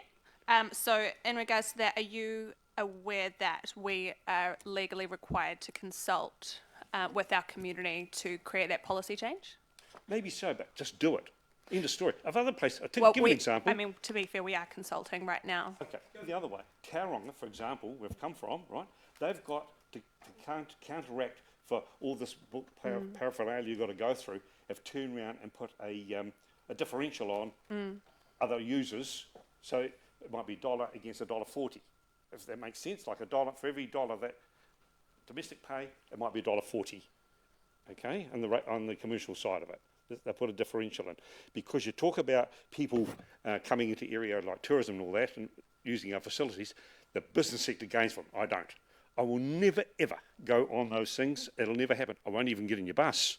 There's plenty of room, because I followed them this morning on bus this afternoon, 207, one person. What a choice of seats I had there. So just to be clear, you are in favour of our development contributions proposal? Yeah, they've got to pay dearly for it. What it costs. Not Gift Week, not UNICEF, cost. Right. So that's going to reflect on the building price. Not my problem, because I'm already here. I've already paid for it. I've worked hard for it. I've paid for it. You come into it now, you pay. Well, just to tease it out slightly, so are you suggesting that we haven't gone far enough in our... Correct. Okay. That's right. They've got to pay. Gentleman in the back there's identified the problem. So why didn't we get this sorted last year? Why has it taken so long to wake up to it? And it's like, who was that a Guy Hilton that was at another thing about rubbish? Was Guy Hilton at the meeting that's in the RSA? Was that his name? Stuart Hilton. Stuart Hilton. Well, I tell you what, he needs to go. Okay, look, I'm sorry. I'm sorry, and I'll tell you why. I'm sorry. No, I'm sorry. I'm I'll sorry. reiterate on it. I'll Point of reiterate order. on it. I'm sorry. No, sorry, Graham. You cannot, Why? because that is not acceptable in these chambers to. What do you mean? To dismiss, to make a judgment about it. Okay, well, I'll an tell you employee. another. He needs to have okay, a no, I'm going to have discussion to with- ask you to stop. I'm afraid we can't have members of the public doing that. So Well, I'll tell you what's going to happen. That we brought about the bins. How older people were spoken to there was very, very disrespectful. We as seniors. look, I'm going to have to stop you, Graham. So 30 yep, seconds. no, it's question time, and that wasn't a question. That was a statement. So Okay, so is any questions? No, look, I'm afraid we've run out of time. 22 seconds. Yes, no, but by the time that question's asked and it's Okay. answered. My bins, just to tell you, are going to live on the side of the road with your lawn clippings in them for you to pick up. If you don't pick them up, they'll be here at the council. I don't want them like a lot of other people don't want them. Us seniors recycle now. It's a kick in the guts how we're being treated. Right, it's because time. we're Time doing is what up we're doing. now. Look, I'm Get sorry. No, I'm yourself sorry. sorted, I'm okay? sorry. Get it sorted. Okay, thank you very much for your time. I appreciate your passion. That's exactly Yeah, why the Ratepayers Association started. Okay, Through this thank you. All right. Okay. So we've got Rosalie Irwin. You'll invite you to the podium, or I can either sit or at the podium. Welcome. Welcome everyone. Thank you for allowing me to come along and say my penny's worth, or should it be my ratepayers' worth, or whatever. Oh. Now that Just oh, because I we're see. online, Oh. yeah. I don't know if I want to be online. Actually, I just want to talk to all you people. We are online. You are online. Oh, that's lovely. I don't do. I'm one of those older pensioners that he was talking about that do not do online, and that's one thing I want to talk about. Actually, at the bottom of my little speech, is that a lot of the older pensioners are the ones struggling to pay their rates because they're just on a single income. And I worked it out. It works out about 3 months of their pension goes on rates, and the rest goes on tucker and power and all the rest of it, which is something that we've got to really look at, because Wanganuu's got an older mob of people than a lot of other centres, and I'm one of those older mob. But anyway, hang on, I just been to the $2 shop and grabbed the wrong glasses. Hang on. I'll just grab another pair so I can read all my exciting stuff I've got for you. I promise I will not go all aggro with that like that other man. I will try my best. Okay, righto. Can you all hear all right? Yep, no, Oh, loud that's and good. clear. Yeah, okay, Dave. Right. I'm still working, by the way. I'm not sitting at home knitting piggy squares yet. But I do speak to a lot of people within the community, my neighbours, and I say to them, well, if you feel about that, go and do something about it. But a lot of them won't. They will just mutter behind their backs. You go and stir. I said, I don't want a black mark on my name. I'm not stirring. I'm just giving people's views. And I also belong to bowling clubs, and I had a good old chat with a whole bunch of them at the weekend. Different bowling clubs. They're not all old like me. There are younger ones. You should all take it up. Now, right. So these are the things that I've heard people whinging about, including myself. Right. The Hanging Gardens of Babylon down the main street. Okay. Now, just one question. Do the shop owners contribute $100, someone told me, toward their hanging gardens? How much is a hanging garden for a year? Look, I'm afraid I don't know the answer to that It's question. about $220 per commercial property is contributing to the hanging baskets. In total, they pay 50% of the cost. Could they be asked if they really wanted to pay the total? Because that would cut down about 98 grand, wouldn't it? Well, not 98, half of that anyway, at least 40. So there's $40, right. Now, they've all got a snitch on these freedom campers. I was travelling out to Aberfeldy every day for 3 years, and on the parade over here, there was always about 10 camper vans, stuff strewn all over the show, right? And we're paying for the upkeep of the toilets, from what I can gather, and anything else that's over there. At the stadium last week, there was no parking for Saturday morning sports. There was all the rugby kids wanting to get parks. They had to park all over the show.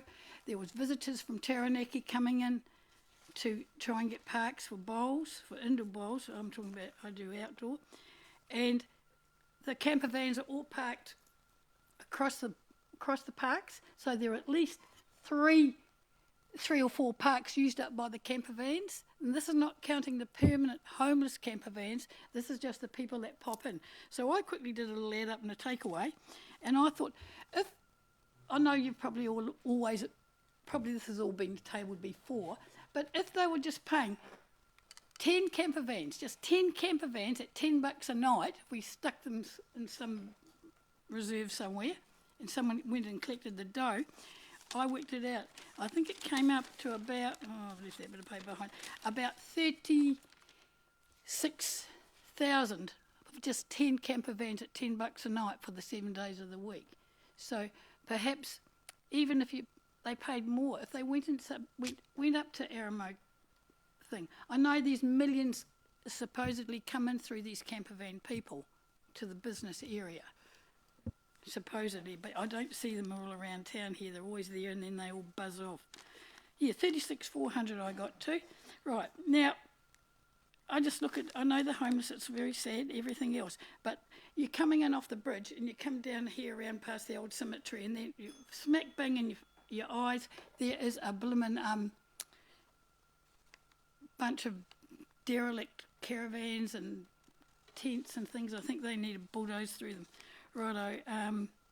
Now, and in our last little bit of paper here, that said, we're all going to have a turn to talk because our nice, kind mayor, Mr. Tripe, address you, says that we're all going to have a say. Now, so that everyone in the town's on the same step, do we get a copy of all these submissions? Like there were 20 submissions for getting rid of the birds because they are suffering from avian flu or something, and do they do something else? All these different things. So I'm just going from tangent to tangent. Yes, look, I'll answer your question. It's online. Yeah, hang on. Now, also, was it true that there was no notification to the business owners that own that bridge block for them for us council wanting to buy this new Look, I'm just wondering, you're asking a lot of questions of us in which we don't necessarily have the answers to right now. Oh, okay. So I think it might be just easier if you express them in a view rather than a question, if that's okay. Yeah. Well, I'll get a question in a minute. Yeah. I see it was going to cost 55 million. Well, the art gallery was only going to start at 16, wasn't it? Now it's blowing out at over 90. And the buses, I heard the other fellow talk about the buses. A walking group approached me too, because they wouldn't come and talk to you all. And they said that they go walking every day and they've seen these ginormous buses in about 2 hours worth of walking around the town with only about 2 people in it. Well, perhaps an idea might be to get a smaller van, smaller bus for that time, whatever it is, and then on pension day, get a bigger bus for people that are going into go silly with the pokies with their pension or whatever they do with it if they are not paying rates. Now, also,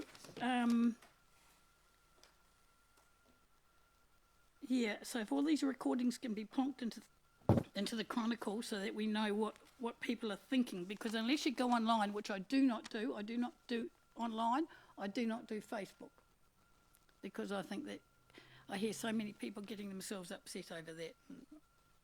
I do better things than that. So here is a question. Hang on, I'll find a question for you. Can I go back to the CBD thing? It was muttering something about endowment land. Would that be sold to help offset that 55 million that was quoted in the paper? Yeah. Look, how this works is that you present your thoughts and ideas, and we ask you questions at the end. It's kind of the other way around. But no, look, I love where you're coming from, but it's easier if you just give us your views and we can ask you the questions. Well, that's all my views then, and I don't know the questions then. If you don't know the questions then... we might have some questions for you. Okay, then. And you've got about 2 minutes, so we've got about 2 minutes altogether. So I'm going to go to Deputy Mayor Helen first, who's got a question for you. Yes, Deputy Mayor. Hello, Rosemary. Thank you very much. It is daunting, but you're doing well. Now, in terms of... a lot of your feedback is, I'm taking that you want rates to be as low as possible. Yes, I think everyone, even in here would too. Yeah. So, inflation rate, is affecting a lot of costs that you'll be facing, and that's everything from power bills to insurance cost, and rates is another thing. Yes.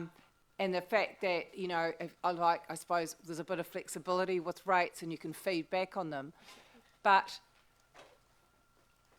you know, we're just another cost in your costs, but rates is one of the things that you can complain about, you know, the general Yes, yes. You know, so that's our difficulty.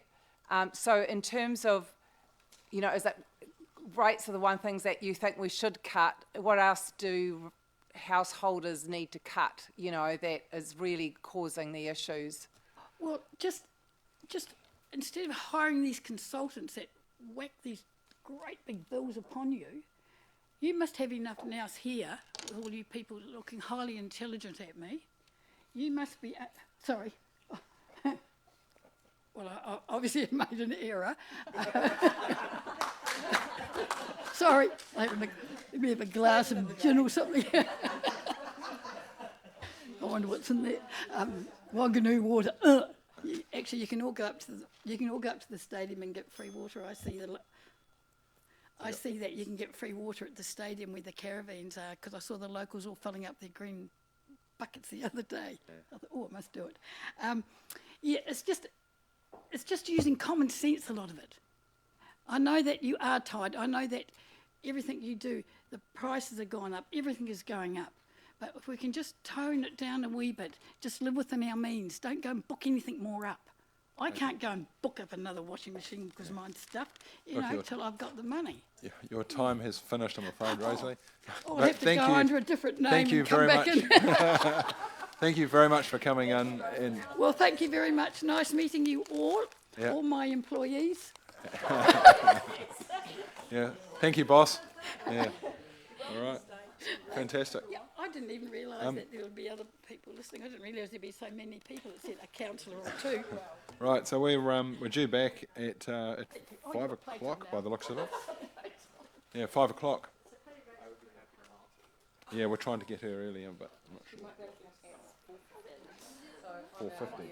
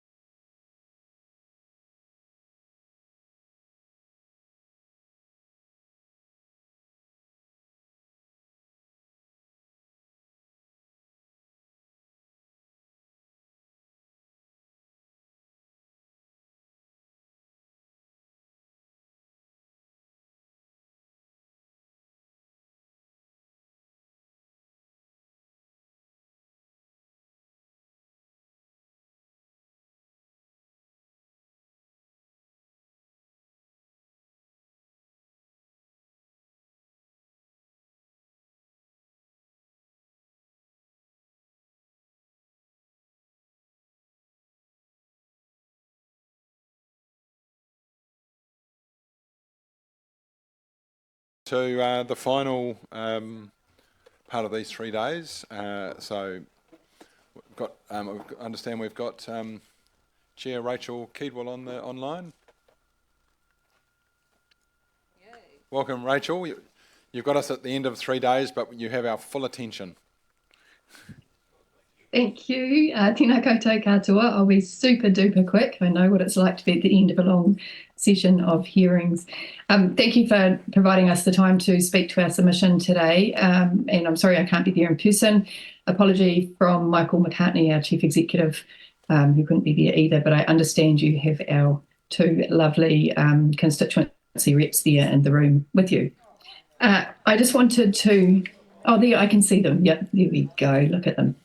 I just wanted to acknowledge the working relationships that we have between Horizons and Whanganui District Council.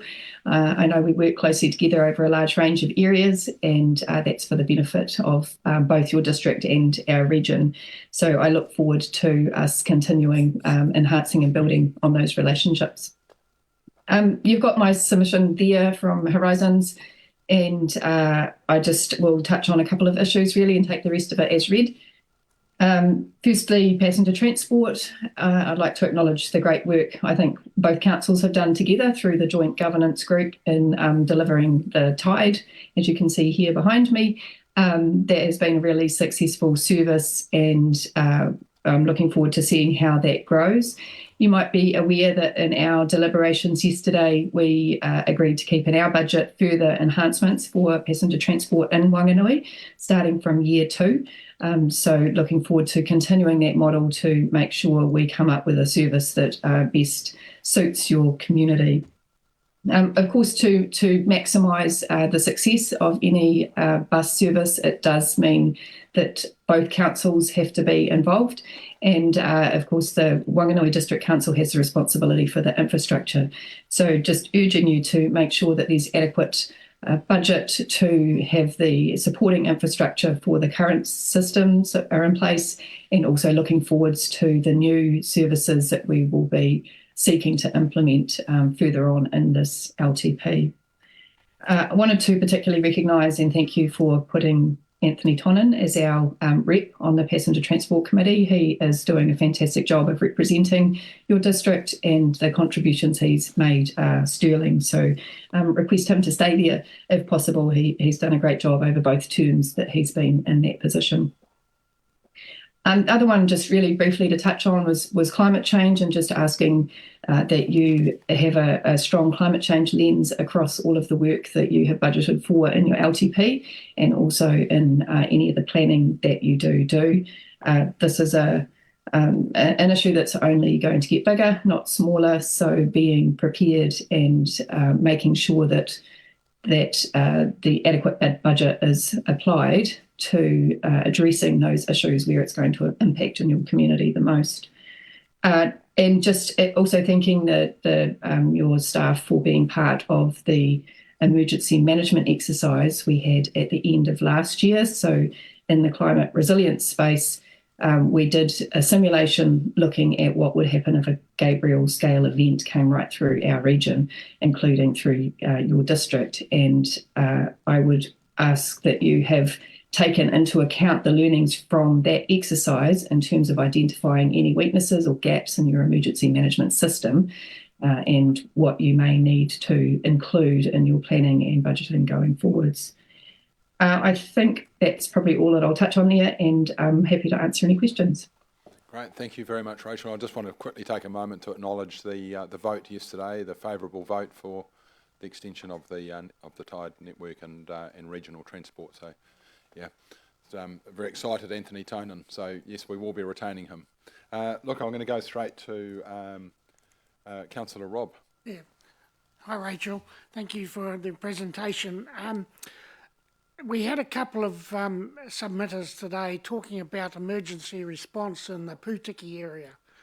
I believe that Horizons has taken out the funding for alleviating that flooding, you know, the retention ponds and the design work that was going to be done.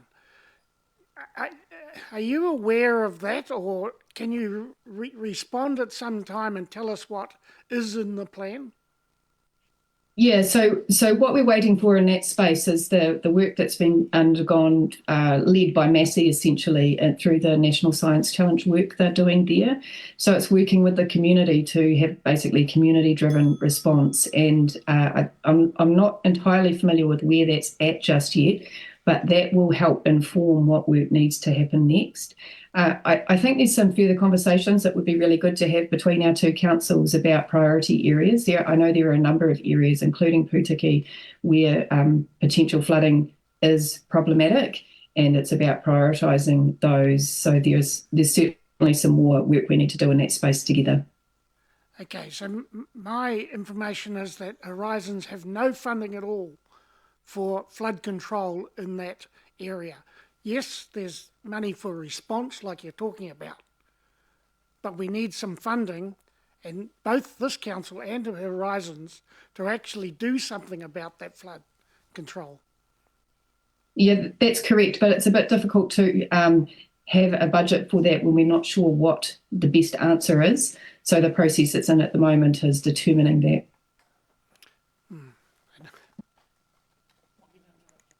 Okay. Yeah. All right. Okay. I don't see any other questions just yet. I've got one question for you, Rachel. Just you talked in your presentation around encouraging our council to continue to focus on climate change, and it's only going to get bigger and so on. So do you feel it's adequate at the moment, or do you think we could do more? I think there's always room to do more, but I would like to acknowledge that in terms of across our region, Wanganui is one of the councils that's more proactive and already doing a fair amount. But I think in this space you can never do enough. So just please be cognizant of that. Okay, great, thank you. Councillor Charlotte. Thank you. Hey, Rachel. Just touching on that, I think it would be quite beneficial for us as a council to sit down and really nut out actions and climate actions. Would you be open to setting a date for a governance to governance group on that? Yeah, absolutely. And we did have a date that fell through. We were going to get together both councils, and that was, I think, primarily to talk about some of the issues around the ownership of the moles. But there's probably a bunch of questions like that it would be worth us getting together, the flooding questions, the climate resilience, and talking collaboratively as to how we can work best in that space. Yeah, I am aware of that. So as far as you know, there hasn't been a new date set? Not that I'm aware of. Okay. All right, well, let's get that sorted, eh? That'll be fantastic. Thanks. Yeah. And thanks so much for your submission. Yeah. There are no further questions, Rachel, so thank you very much for your time, and to David and Alan for being here as well. Yeah. Thank you. Right. Have a great rest of the day. Ka kite. Yeah. All right. I'll invite Robert Oscroft to either the podium where you can sit down or stand up, whichever you'd prefer. All right, and just press the button on the right. Perfect. Great.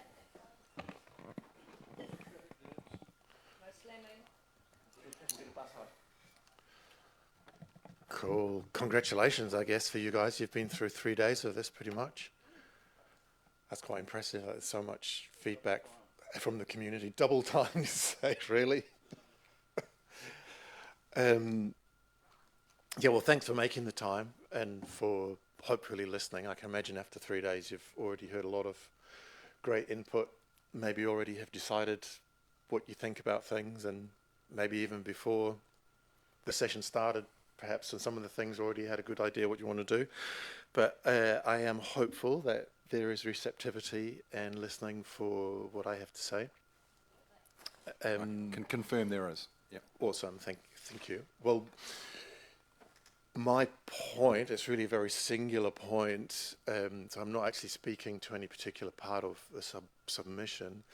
My singular point is that the questions around the submissions are actually based on the wrong premise, like the premise of is it going to be 10.6% or nearly 13% for households, or is it going to be more, and how do we do that? I personally feel that is a false premise, because nobody I know in this community can go out to their source of income and say, I need another 13.6% July the 1st, boss, or whoever it is, or their customers, and say, I'm going to bump my prices up 13.6%, or whatever it is going to be for certain households. No one in the community can do that. And I was actually going to come with a list of how rates have outstripped earnings over the last few years. So I went and did a little bit of research this morning and saw actually the council's done a really good job of keeping rate rises within the envelope of earnings. And I think that's been a very sensible and very, very commendable thing to do. That is until last year, where it started outstripping earnings. And for some of us, massively, because of, unfortunately, the way the rate rises somehow are very unevenly spread. So that means, where's that money coming from? It's coming out of the disposable income in the families. Which you could say, if it's just 1% here, 1% there, well, you know, just a little slice, a little bit here. But that disposable income is important to those families, and that's money that they've worked hard for in many, many cases, and it's money they need. And I had a little one-liner that sounded great when it came into my head, but I'd say that the disposable income of the citizens is the lifeblood of the city. And I haven't been in these rooms before, and I come in here, it's like, this is a beautiful space, and it feels very auspicious, and I could definitely get how, you know, decisions made and agreements made and things in here feel extremely important to the running of the city, and, you know, actually determining how the city develops and so on and so forth. But I say again, the disposable income of the citizens, that is the lifeblood of the city. And if you're hollowing that out, you are tapping off the lifeblood of the city. I don't see there's any other way around it. And this is my singular point. And I just really think you have to keep rate rises in parity or less than income increases. If you don't do that, you're hollowing out that disposable income. It's already hollowed out by inflation. I'm sure you all know all the stories. You all know a lot of stories, a lot of people struggling. Some people have to choose between food, heating, things like that, and it's not going to get better in the next few years. So I know you're working really hard to try and figure out how you're going to make this huge number of requirements that you have, how you're going to make that budget go up. But this is the same as a household. They've got the same problems. They've got the same issues, and they can't just say, I need 10%, boss. I need 20%, because I've done the math, and that's just what the number is. People can't do that.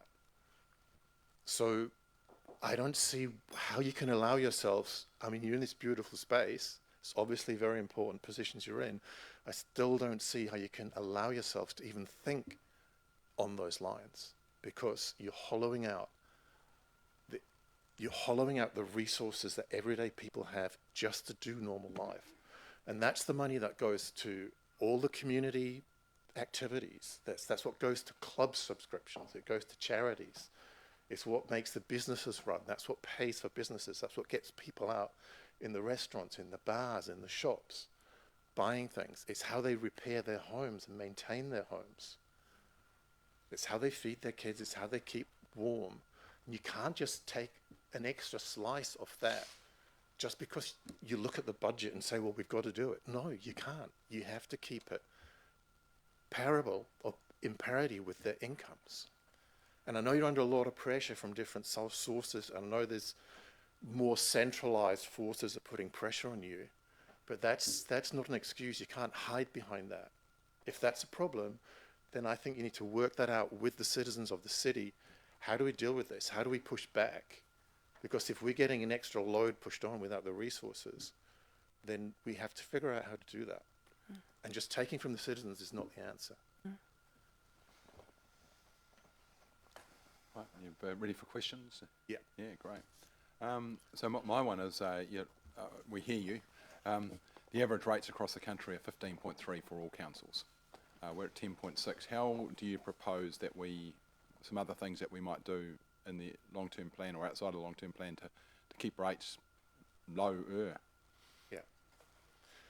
Again, I think it's very commendable the work you're doing, and I think it's commendable that you're lower than what some other councils are. I can see around the country a lot of councils are going deep into the double figures. But again, I think it's the wrong premise. It's the wrong premise. So if we're starting, well, like we have to start with a premise. So I'm not going to give you concrete answers. I say if you're working with the community, which I think you are doing, you're reaching out with the work you've done around this, but it needs to be done on the premise that we're keeping it at parity with incomes. So basically what you're doing already, and any kind of housekeeping way, but if you look at a household that has to make this kind of decisions, they don't have the choice. This is the difference, right? If you've got the choice where you could take from somewhere else, that's going to be easier than the really tough decisions, you know, which might hurt, but at the end of the day, they're going to be necessary. And this is how we're going to have to look at it. So I can't give you concrete answers. I'd love to be able to just say, you know, I've got this brilliant idea, we can do this, this and this. But at the end of the day, it's going to be tough decisions.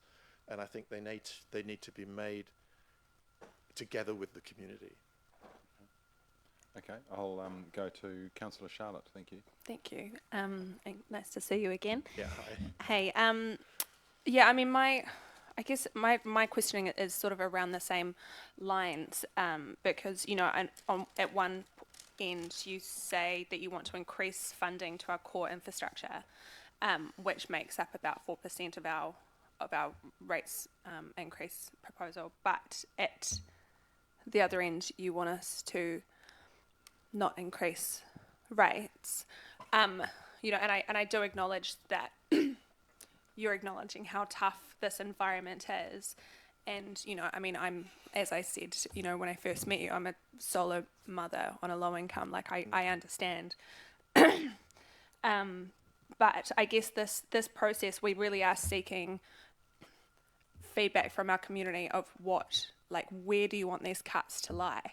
Because they do need to, if we want to get our rates any further down to the bone than we already are. Sorry, I have to get you to ask the question, Charlotte. Sorry, it's only 40 seconds left. It does require some thought and some feedback from our community as to how far you want these cuts to go. Well, exactly. I mean, I could only answer the questions in the context given, which is the 10.6% or whatever it is for households. So that's how I answered that question. But I'm saying actually my point is that that's a false premise from the start.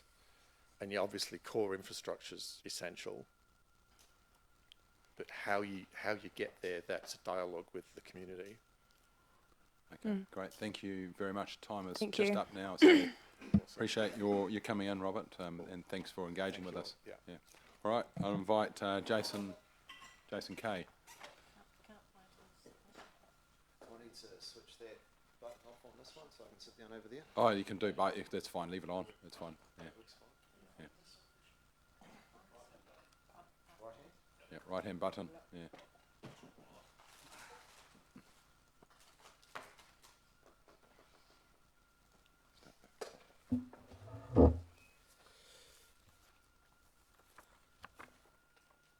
Right. Everyone can hear me? It's working? Loud and All clear. good, thank you. Right, so good afternoon, or probably good evening for you guys. Thanks for having me here today, and also thanks to Louise and her colleagues for squeezing me in at sort of late notice. I made a late submission on 6th of May that sought to cover the issues as listed in the consultation document. As a late submission, the electronic form was not available for me, so it was made in letter form, and apologies, it doesn't follow the nice format. Sorry, and I'm also looking down and looking up, and I'm not used to glasses despite wearing them for several years now, but I'm looking up and I'll focus down and then try and... What I was saying there was, before I got dizzy, my submission is in letter form and it doesn't follow the nice presentation format of the electronic form, so apologies for that. Louise has advised that you've all got a copy. Generally, I thought because I made a submission, I should attend and present it and be open for interrogation of that. So nothing really significant to say, but I'm here to defend what I have put in there. Mindful that I've got 5 minutes. It's been a long day for you guys, and I'm currently running a rather taxing cold that's been passed to me by my otherwise lovely daughter. I'll try to keep it brief. I've got notes to try and keep me on focus, but this cold's either going to send me on tangents or I'm going to lose my voice, so fingers crossed there. If I'm whispering at the end of it, you know that I've done my time. In addition to the points responding to the consultation document, I've minor additional roading proposal and comments on recycling and food waste.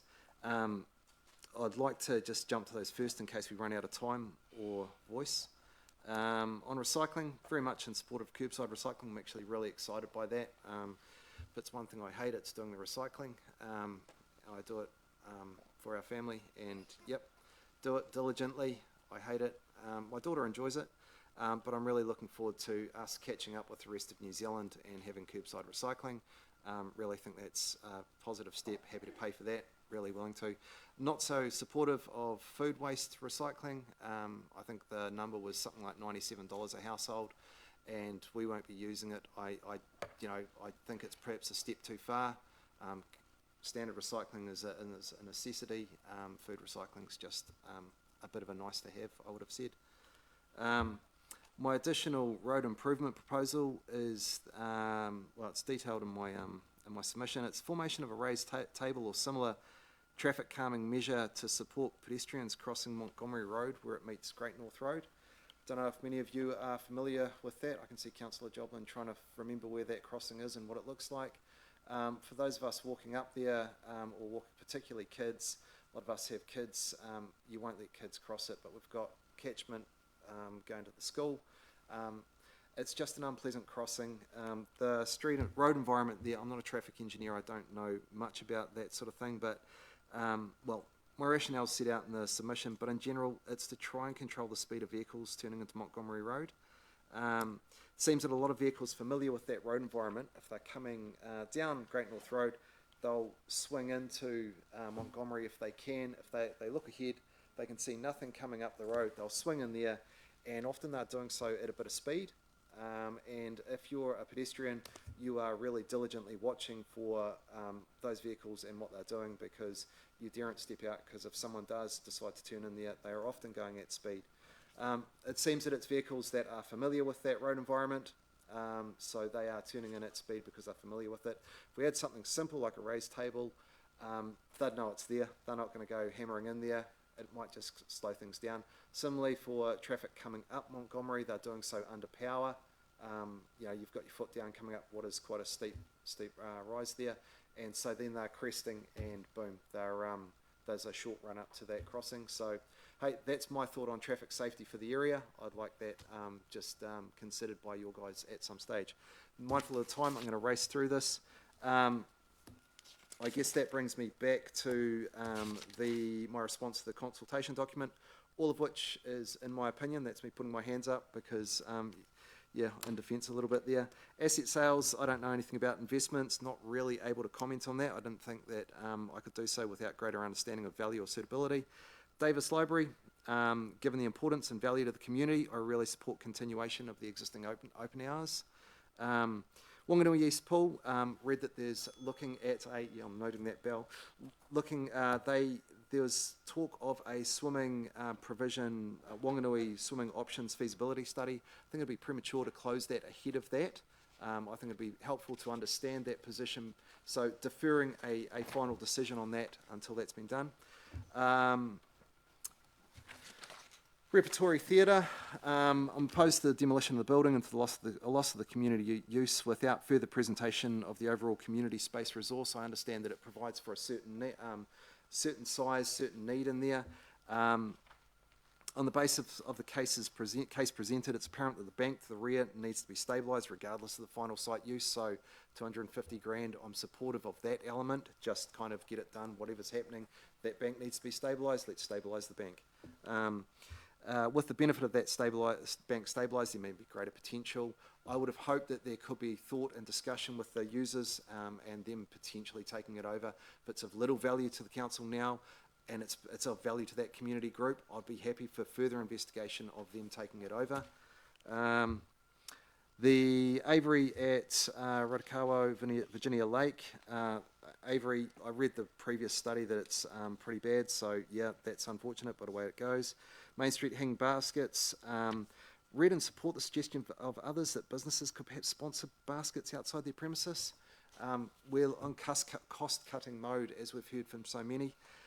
Glassworks, sorry, I am really firing through this. I just burned all my time. That's 3 minutes left, yeah, including questions, which is, so yep, you can either do that or save some questions as well. Okay, had a question on the Glassworks. LTP consultation document reports a required annual rate funded operation contribution of 192k, while the accompanying full financial statements document stated a higher 2024-25 rate funded contribution of 423k.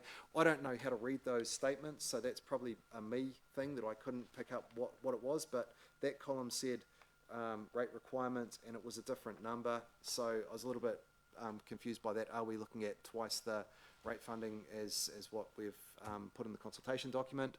So appreciate you're not going to give me an answer now, maybe I'll chase someone else, but if you guys chase it, that'd be helpful. Skipping through, my big one, projects not being funded, generally supportive of that. I would like to, however, add my opinion that the provision of social rent housing for community isn't a role of local government in New Zealand. Facilitating development through a supportive consenting process is where council plays a part in that process. Beyond that, council's role should be advocating our position to KO and MHUD. Funding of core infrastructure, yep, we have to. Hotel and car park, you can see that I'm really opposed to that. I just think it's not core business. I'm sorry, some of you are quite invested in that project. I'm really opposed to it. I'm really wary of that rate burden, long-term rate burden. It's not council core business. We shouldn't be doing it, particularly in these financial times.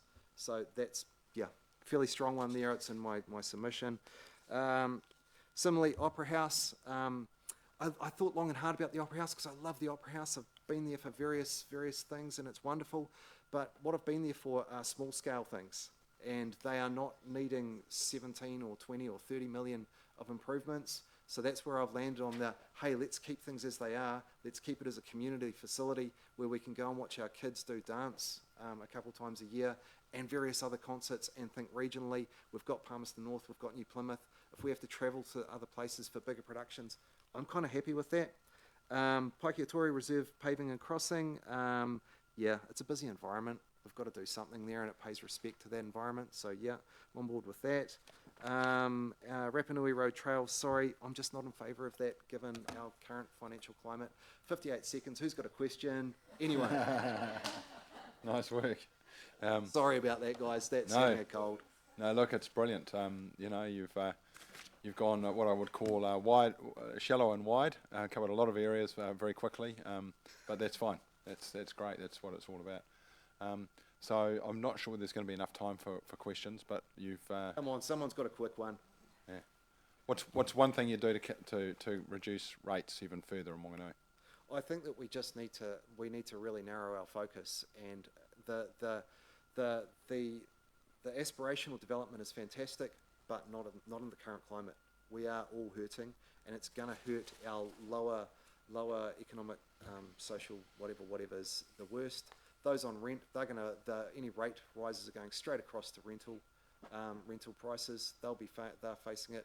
People are already really struggling. So sorry, blah blah blah. Great. No, I would just be narrow focus, core scheme, Thank core, you. and that's it. Yeah, no, perfect, Jason. Thank you.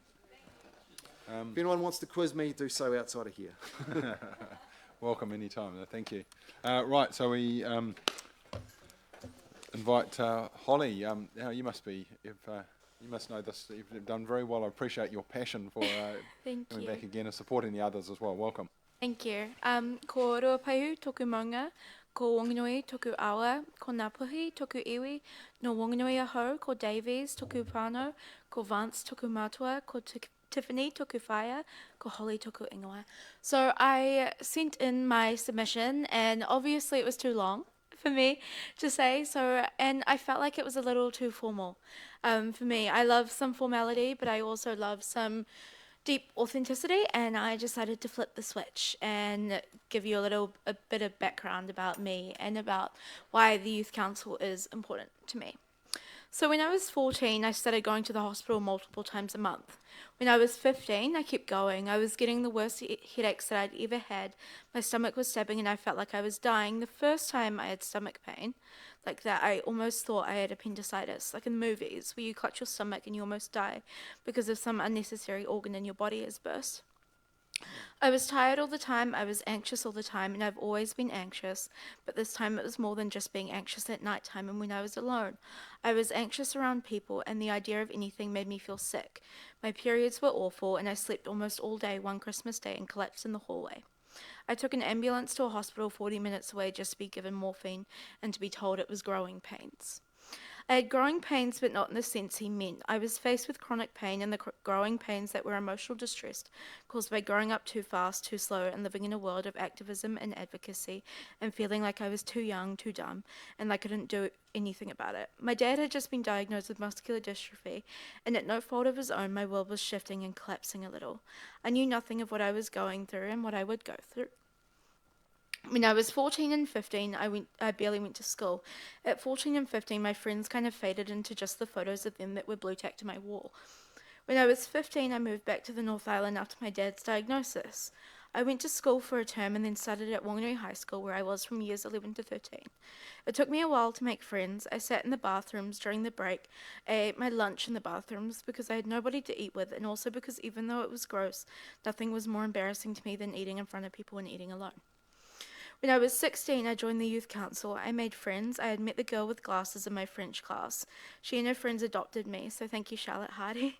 Ever since the youth council, I've been able to be more confident, expressive, and assertive in my values and self. Without the youth council, I'd be too scared to stand before you now.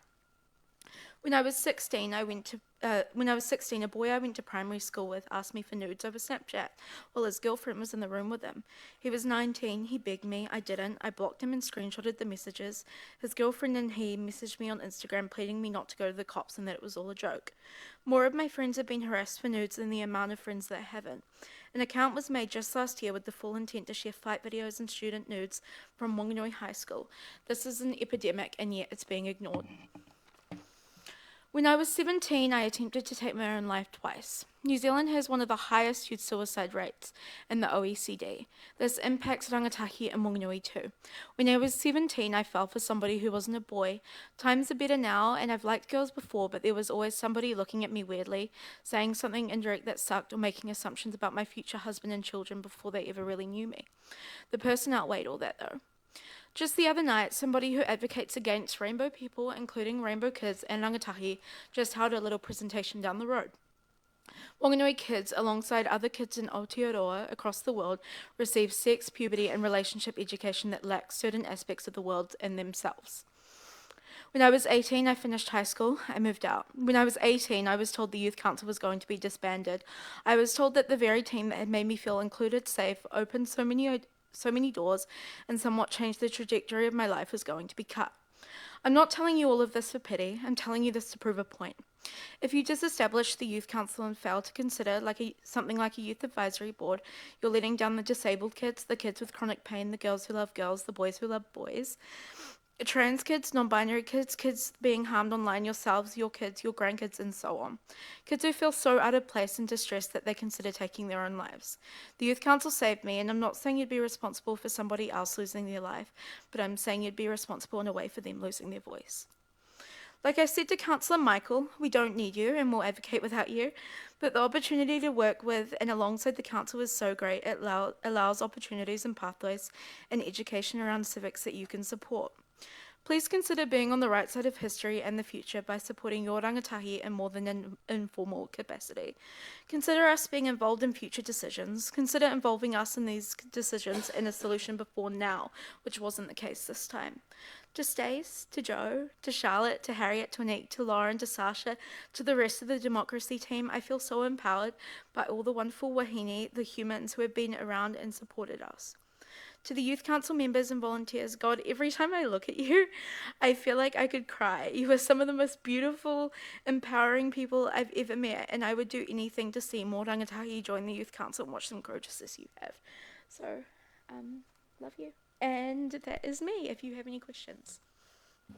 Right, well, thank you for that passion, Holly, so I really appreciate that. So, you've probably just made everyone sit back and reflect. I think that was very sobering to hear that message. So thank you. Not quite sure how to respond to that, but thank you for being so open with us. It looks like Charlotte's got a question for you. Sort of hard to gather a question around with that wonderful presentation, because it is sobering, and it really does quite starkly provide the point of how important advocacy for youth is, particularly in a town that doesn't provide particularly well for our youth. So, what, in your opinion, is the best way to access and advocate for the voice of youth in all of its diversity? Young people are. So I think just listening to us and collaborating with us and talking to us and holding that space and just having us at the forefront and communicating with you, I think, is the best way. So what I'm hearing is facilitation of that. Facilitation and consultation is what I'm thinking, and just having us involved and being there. Yeah. Well, I really look forward to facilitating some conversations about how we can best do this together. And thank you so much for all of your passion and all of your presence over the last few days. You guys have been really, really persistent. And it's been really impressive. Thank you. Thank you so much, Charlotte, for everything. Yeah. There are no... yes, we do have a question from Councillor Michael. Yeah, a wee one. Since it's the last time I'm going to see you guys. That's saying rude. I didn't mean that way. There is money in the budget. What would you like to see that money spent on? Like we said, we would love a youth hub. There's a very small amount. Yes, 13,000. Yes. So we would like to consult with groups, and we would love to hold events that are inclusive to rangatahi. So top of my head, there's a couple of cultural events which are wonderful. So something like that, which would be like a sort of youth fest within Wanganui. So that, and also we would love to help sponsor youth and rangatahi initiatives that need funding and support, whether it is financial or just physical support. Nice, thank you. Yeah.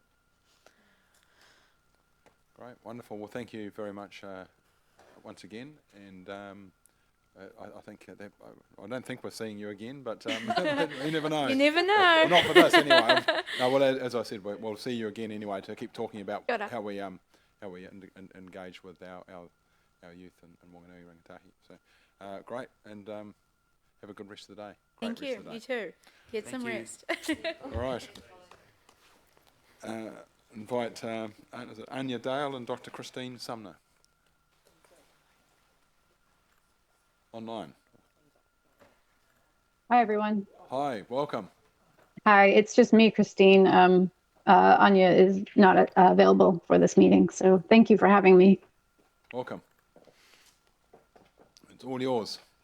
Okay, I was told there was a presentation that you all would be able to see. Yes, we have that in front of us. Perfect, and I'll just signal when to advance the slides. I think it's not a long one. I'm taking our submission as read, and I just wanted to go over some of the big highlights. So my name is Christine Sumner, and I'm a science officer with SPCA. I work out of the national office, and we've submitted on the long-term plan to look for funding and support for one of the most important things we do through our organization, which is to help people desex and microchip their companion cats. And so if you want to advance to the next slide, this is an issue near and dear to our hearts because there are welfare benefits of desexing cats. We know that cats are at a decreased risk of certain types of cancers associated with the reproductive organs. And when they're desexed, there's a lower risk of cancer. We also see increases in lifespan of companion cats. They live much longer than their undesexed counterparts. Importantly, for welfare-related benefits, but also for reducing what we would consider can be nuisance in communities, we see a decrease in aggression. So cats are less likely to fight with each other. These fights can lead to serious wounds, but this can also be problematic in communities where people's cats are out and about. We also see a reduction in roaming. Roaming can be quite risky for companion cats. So when they are desexed, they tend to travel a lot less further from home. Roaming can be a risk for a cat in terms of injuries from vehicles or being killed by cars. They're also more likely to fight. They're at higher risk of disease. We also see benefits with reducing spraying and marking. These are totally normal things for a cat to do. However, it can be quite challenging to have if they're doing it on your own property, or if a cat is coming from a neighbor property and doing this in your garden. But importantly, desexing also helps us deal with one of the bigger issues that we have in our communities, and this is the problem with unplanned litters of kittens. This leads to cat overpopulation in communities. And so when we have unplanned litters of kittens from the companion animal space, what we see at our end at our shelters is probably the most popular animal that comes through our doors needing help is these kittens that are, we call them owner surrender. And these are just, they weren't planned, but the owner cannot hold on to them. These kittens can also, they're at high risk of becoming stray cats. So if they're not cared for and desexed themselves, oftentimes they can end up contributing to stray cat populations. And this then perpetuates this ongoing cycle of cats having more cats, and it can increase the number of stray cats in the community. If you want to please advance the next slide. Also with microchipping, the welfare benefits of microchipping is this helps us reunite lost cats with their families. And this can help us decrease the time a lost cat spends at our center. It's actually not a fun place for a cat or a kitten to end up in our centers. They can be very stressful environments. So microchips can help us prevent cats from actually coming into the center because they can be scanned if one is found lost or caught in a trap. It also is important for us to decrease the amount of time animals spend with us. This is an important part of how we run our shelters. As I said, they're very stressful. This also helps us save on costs. We are a charity. So reducing costs in terms of keeping animals out of our centers and reducing the time they stay with us is quite important to us. It also distinguishes a cat as owned. And so again, if a cat is caught in a trap, scanning for a microchip is a clear-cut way that this cat has an owner. Well, please advance the next slide. So what we've done is approach you about looking for funding for our subsidized desexing and microchipping services that we offer to people in need. And this is through our national desexing program. Many of you might be familiar with our popular program, Snip and Chip, and this is subsidized desexing and microchipping. We offer companion cat owners this service for a $30 fee. We subsidize the rest of that cost with local veterinarians, which those prices are negotiated at a local level. So we work very closely with veterinarians in our communities to be able to provide this service. We're just the organization that facilitates the voucher system and handles all the reporting. Importantly, why this program matters to us is because we know in New Zealand that the cost of getting a cat microchipped and desexed is the primary barrier why cat owners are not doing this. Some don't think it's important. So when we do have councils that pass bylaws to show this as a priority, that's one way of promoting responsible cat ownership. But we know we need to also offer complementary services such as subsidizing the cost. And this is getting increasingly harder for people. If you could advance the next slide. The benefits for councils is, yes, this reduces abandonment and euthanasia of cats. We can target specific suburbs. We work with councils quite a bit on this. It can reduce complaints related to behavioral issues in communities. Importantly, it fosters positive community relationships between council and cat owners and our organization as well. And this is a demonstration of a commitment to humane reduction of stray, unowned, or unwanted cats and kittens. It also importantly can promote compliance with bylaws. We know if we can help people achieve what the targeted behavior is desexing and microchipping cats, we will end up with more cats that are desexed and microchipped. And then finally, in the last slide, please, this is just a short list of some of the councils that we have worked closely with who have helped fund snip and chips in communities. And they range from big to small, and we can target it depending on what the council prefers, how to run things. And with that, that's the end of my presentation. Thank you very much for the person who advanced the slides, and I'm happy to take any questions you may have. Thank you, Christine. We've got one from Councillor Michael. Yes. Hi there. Has any of the other councils or anyone else you know about looked at cat registrations in combinations with microchipping and desexing? Like a dog registration? Yeah, thank you for clarifying that. Yeah, because we know pretty much everybody who has passed microchipping bylaws requires microchipping registration on the private charity database, the companion animal register. I don't know if anyone has looked at registration the way you would dogs. I know that comes up on the national level conversation. So we do know that there was Environment Select Committee recommended Parliament to progress cat legislation, microchipping and desexing and registering. So it's possible that could be part of the conversation going forward. But to my knowledge, I don't know any local councils that have moved forward with that. Is this something that SPCA recommends for more awareness of how many cats, where they are, microchips, etc.? Is that a recommendation from SPCA? I don't understand. Do you recommend that bylaws are passed? A cat database. Oh, a database. Yeah. Oh, yeah. I don't think we recommend a government database per se. We're not against it. We just are kind of pushing first, get the microchipping registration on the companion animal register first. We want that to be compulsory because we have one place that you only need to look, and that's actually a beneficial thing for New Zealand. Other countries have multiple databases, and that could be a mess. But we're not against a government-based registration. It could be a way for councils to pay for the cost of enforcement. That's what I was getting at. Thank you. Yeah. Yeah. I will say this, every council I've talked to, this is probably one of the biggest issues that comes up is how are we going to enforce this and how are we going to pay for it? Great. Yes. Thank you. And Councillor Peter. Thank you for the presentation. The support from the other councils, what does that entail? Is it just purely money or? Yeah, very objectively it's funds, but there is I think there's other things going on, to be frank. Our brand is trusted. We are trusted as sources of expertise on cat welfare. So I think councils also get a support from us in terms of the co-branding that can happen. In some councils, there's a lot of work to do to find positive relationships with working on cat management issues. And so this can be a way that the support is a show of a commitment to a community positive support to supporting cat owners.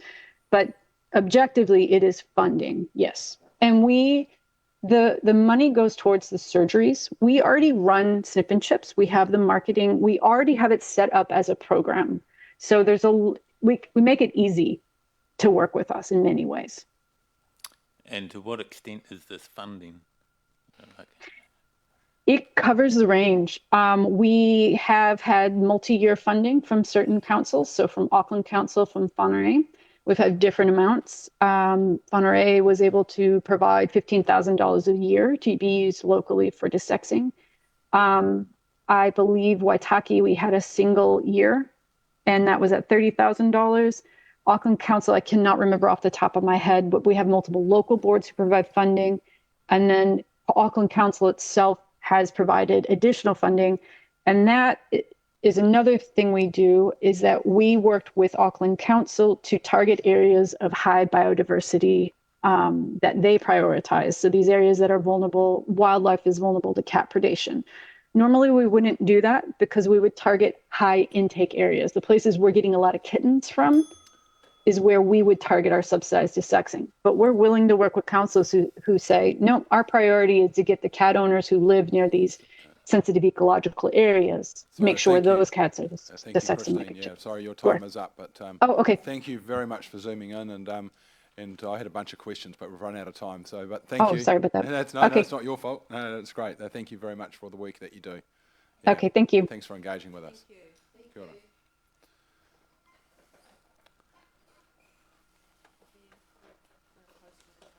Yeah, I'm just going to close with our karakia.